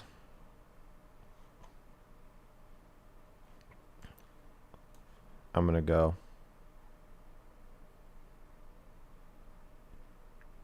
Thank you for watching my show. Special thanks to all the callers. Baby, you've been great. Thank you for administrating, facilitating this show and the Discord, everything. All my mods. I just want to thank everybody. Thank you all so much for your help. Electro Jack, thank you for giving me $10. You sometimes touch a part of our minds that needed to be discovered. The fact that you can sometimes do good things for us makes us feel guilty sometimes. We want to return the favor in a weird way. Yeah, creating a feeling that your fans owe you something, or that the audience owes you something. That's another one. Parasociality out of guilt. I think that's pretty key, actually. I think a lot of creators talk about how sad or tired or sick or whatever they are, try to get their hooks in you. I don't want to do that either. It's not your job to take care of me. I want donations. I want money. Yes, have some money. Thank you, Space Zoo. I want money. I want money. I want to have money, and I want to spend money on the channel. But I don't want like pity or caretaking from my audience. That's not your role. I'm here to give you stuff and show you stuff, and then if you can or want to support me financially, then that's appreciated, but it's got to stop there. I don't want people like worrying about me, you know? Sometimes people comment, they're like, "Oh, you look blah blah blah. What? Make sure you do." No. Thank you, Trap Leader. Thanks, guys. You're showering me with money. So it's helpful. I might have to, might buy Shaylin a calzone. We can keep this up. You want to take care of our, yeah, I know. You want to take care of your horse daddy. You don't take care of your horse daddy, though. You know. I'm supposed to like artistically not take care of you, but like make stuff for you. The exchange has to be clear. I don't like the blurry relationship. It's like Dr. K. I don't like how Dr. K's fans feel like they have to caretake him. Like he's not gonna be okay unless we like, no. I've been fucking doing this with a tiny audience, often unappreciative and bitter, hating me for years. And that's fine. And in exchange, you know that I'm going to be honest with you. I'm not going to do things in a certain way to get you to feel all soft and nice towards me. We're going to continue on the fucking mission. It should be more like the military. Why not sell stuff instead of ask for donations? You want to buy some stuff? I am selling stuff. I got a whole fucking merch store. Is that slightly less exploitative? No. I'm selling CDs for $20. They cost me $3 a pop. It's all exploitative. No. It puts the marinara on the skin. Thank you. $5. Obama. I appreciate that. Since I got banned from Twitch, I am thinking of ways to integrate monetization more. So I have a Patreon. I have a store. I might need to make some kind of outro or intro or something that advertises those things. I think that people on the main channel might not even know about the fucking streaming channel. I am erring overly on the side of not asking for money, but I also don't want my streams to become advertisements for my streams, as it seems like that happens a lot. So your shirt came. I'm glad you like it. My shirts are, I think almost all of them are American apparel, made in America, made in the USA. That's right. I bought a mug and it came with a hair in it. That's not my hair, so don't. If you clone it, you're just gonna get some random worker at the printers. So don't do that. Trevor Reynolds, thank you for $5. I appreciate it. Why am I screaming? Am I stressed? Yeah, I need a fucking back rub from my fans.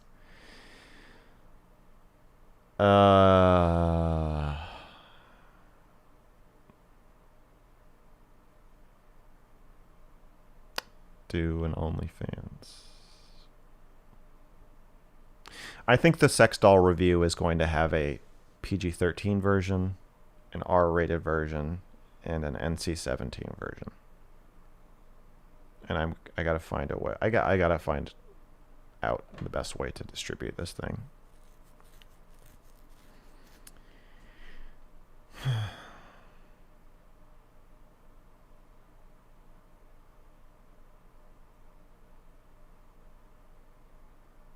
I just sent a couple of your songs to Lil Darky. Yeah, Lil Darky, if you see this, I dig your shit, man. I heard this is how we get you to love us. It doesn't make me love. I love money. I don't love the audience. I care. I have love for my fellow humans, and I care about the audience in a general way. But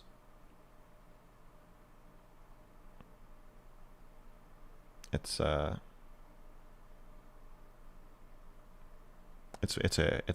duty, and it's a job. It's not an intimate personal relationships. Mr. Girl condoms. Put the R-rated version on Patreon. Yeah. Not the NC-17 version. You want a PG version? There's not going to be a PG version. Check out the convo in your Discord. Should relax you. I really fucking doubt that. Fucking hell. All right, guys. Thanks for watching.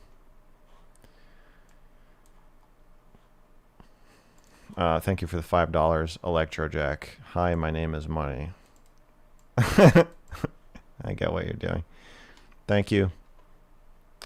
I'll see you all. Wait a second. What's my next stream? I think my next scheduled stream is Thursday. I am interviewing a pedophile Thursday, 8 p.m. Eastern, from the organization Virtuous Pedophiles. They are anti-child abuse material, and they are anti-contact. They believe in the age of consent. They believe pedophilia is a mental disorder that they are coping with. We're going to talk to one of them about that and about the public dialogue around the topic and how it can be better changed to protect people. Captain Gwendolyn, make a GG site. It brings your community together in one place and integrates everything together. Check out destiny.gg or vosh.gg as examples. Yeah. People are saying that. I think I might do that. Or something like it. I gotta gotta figure it out. All right. Thank you. And a good night. Horses.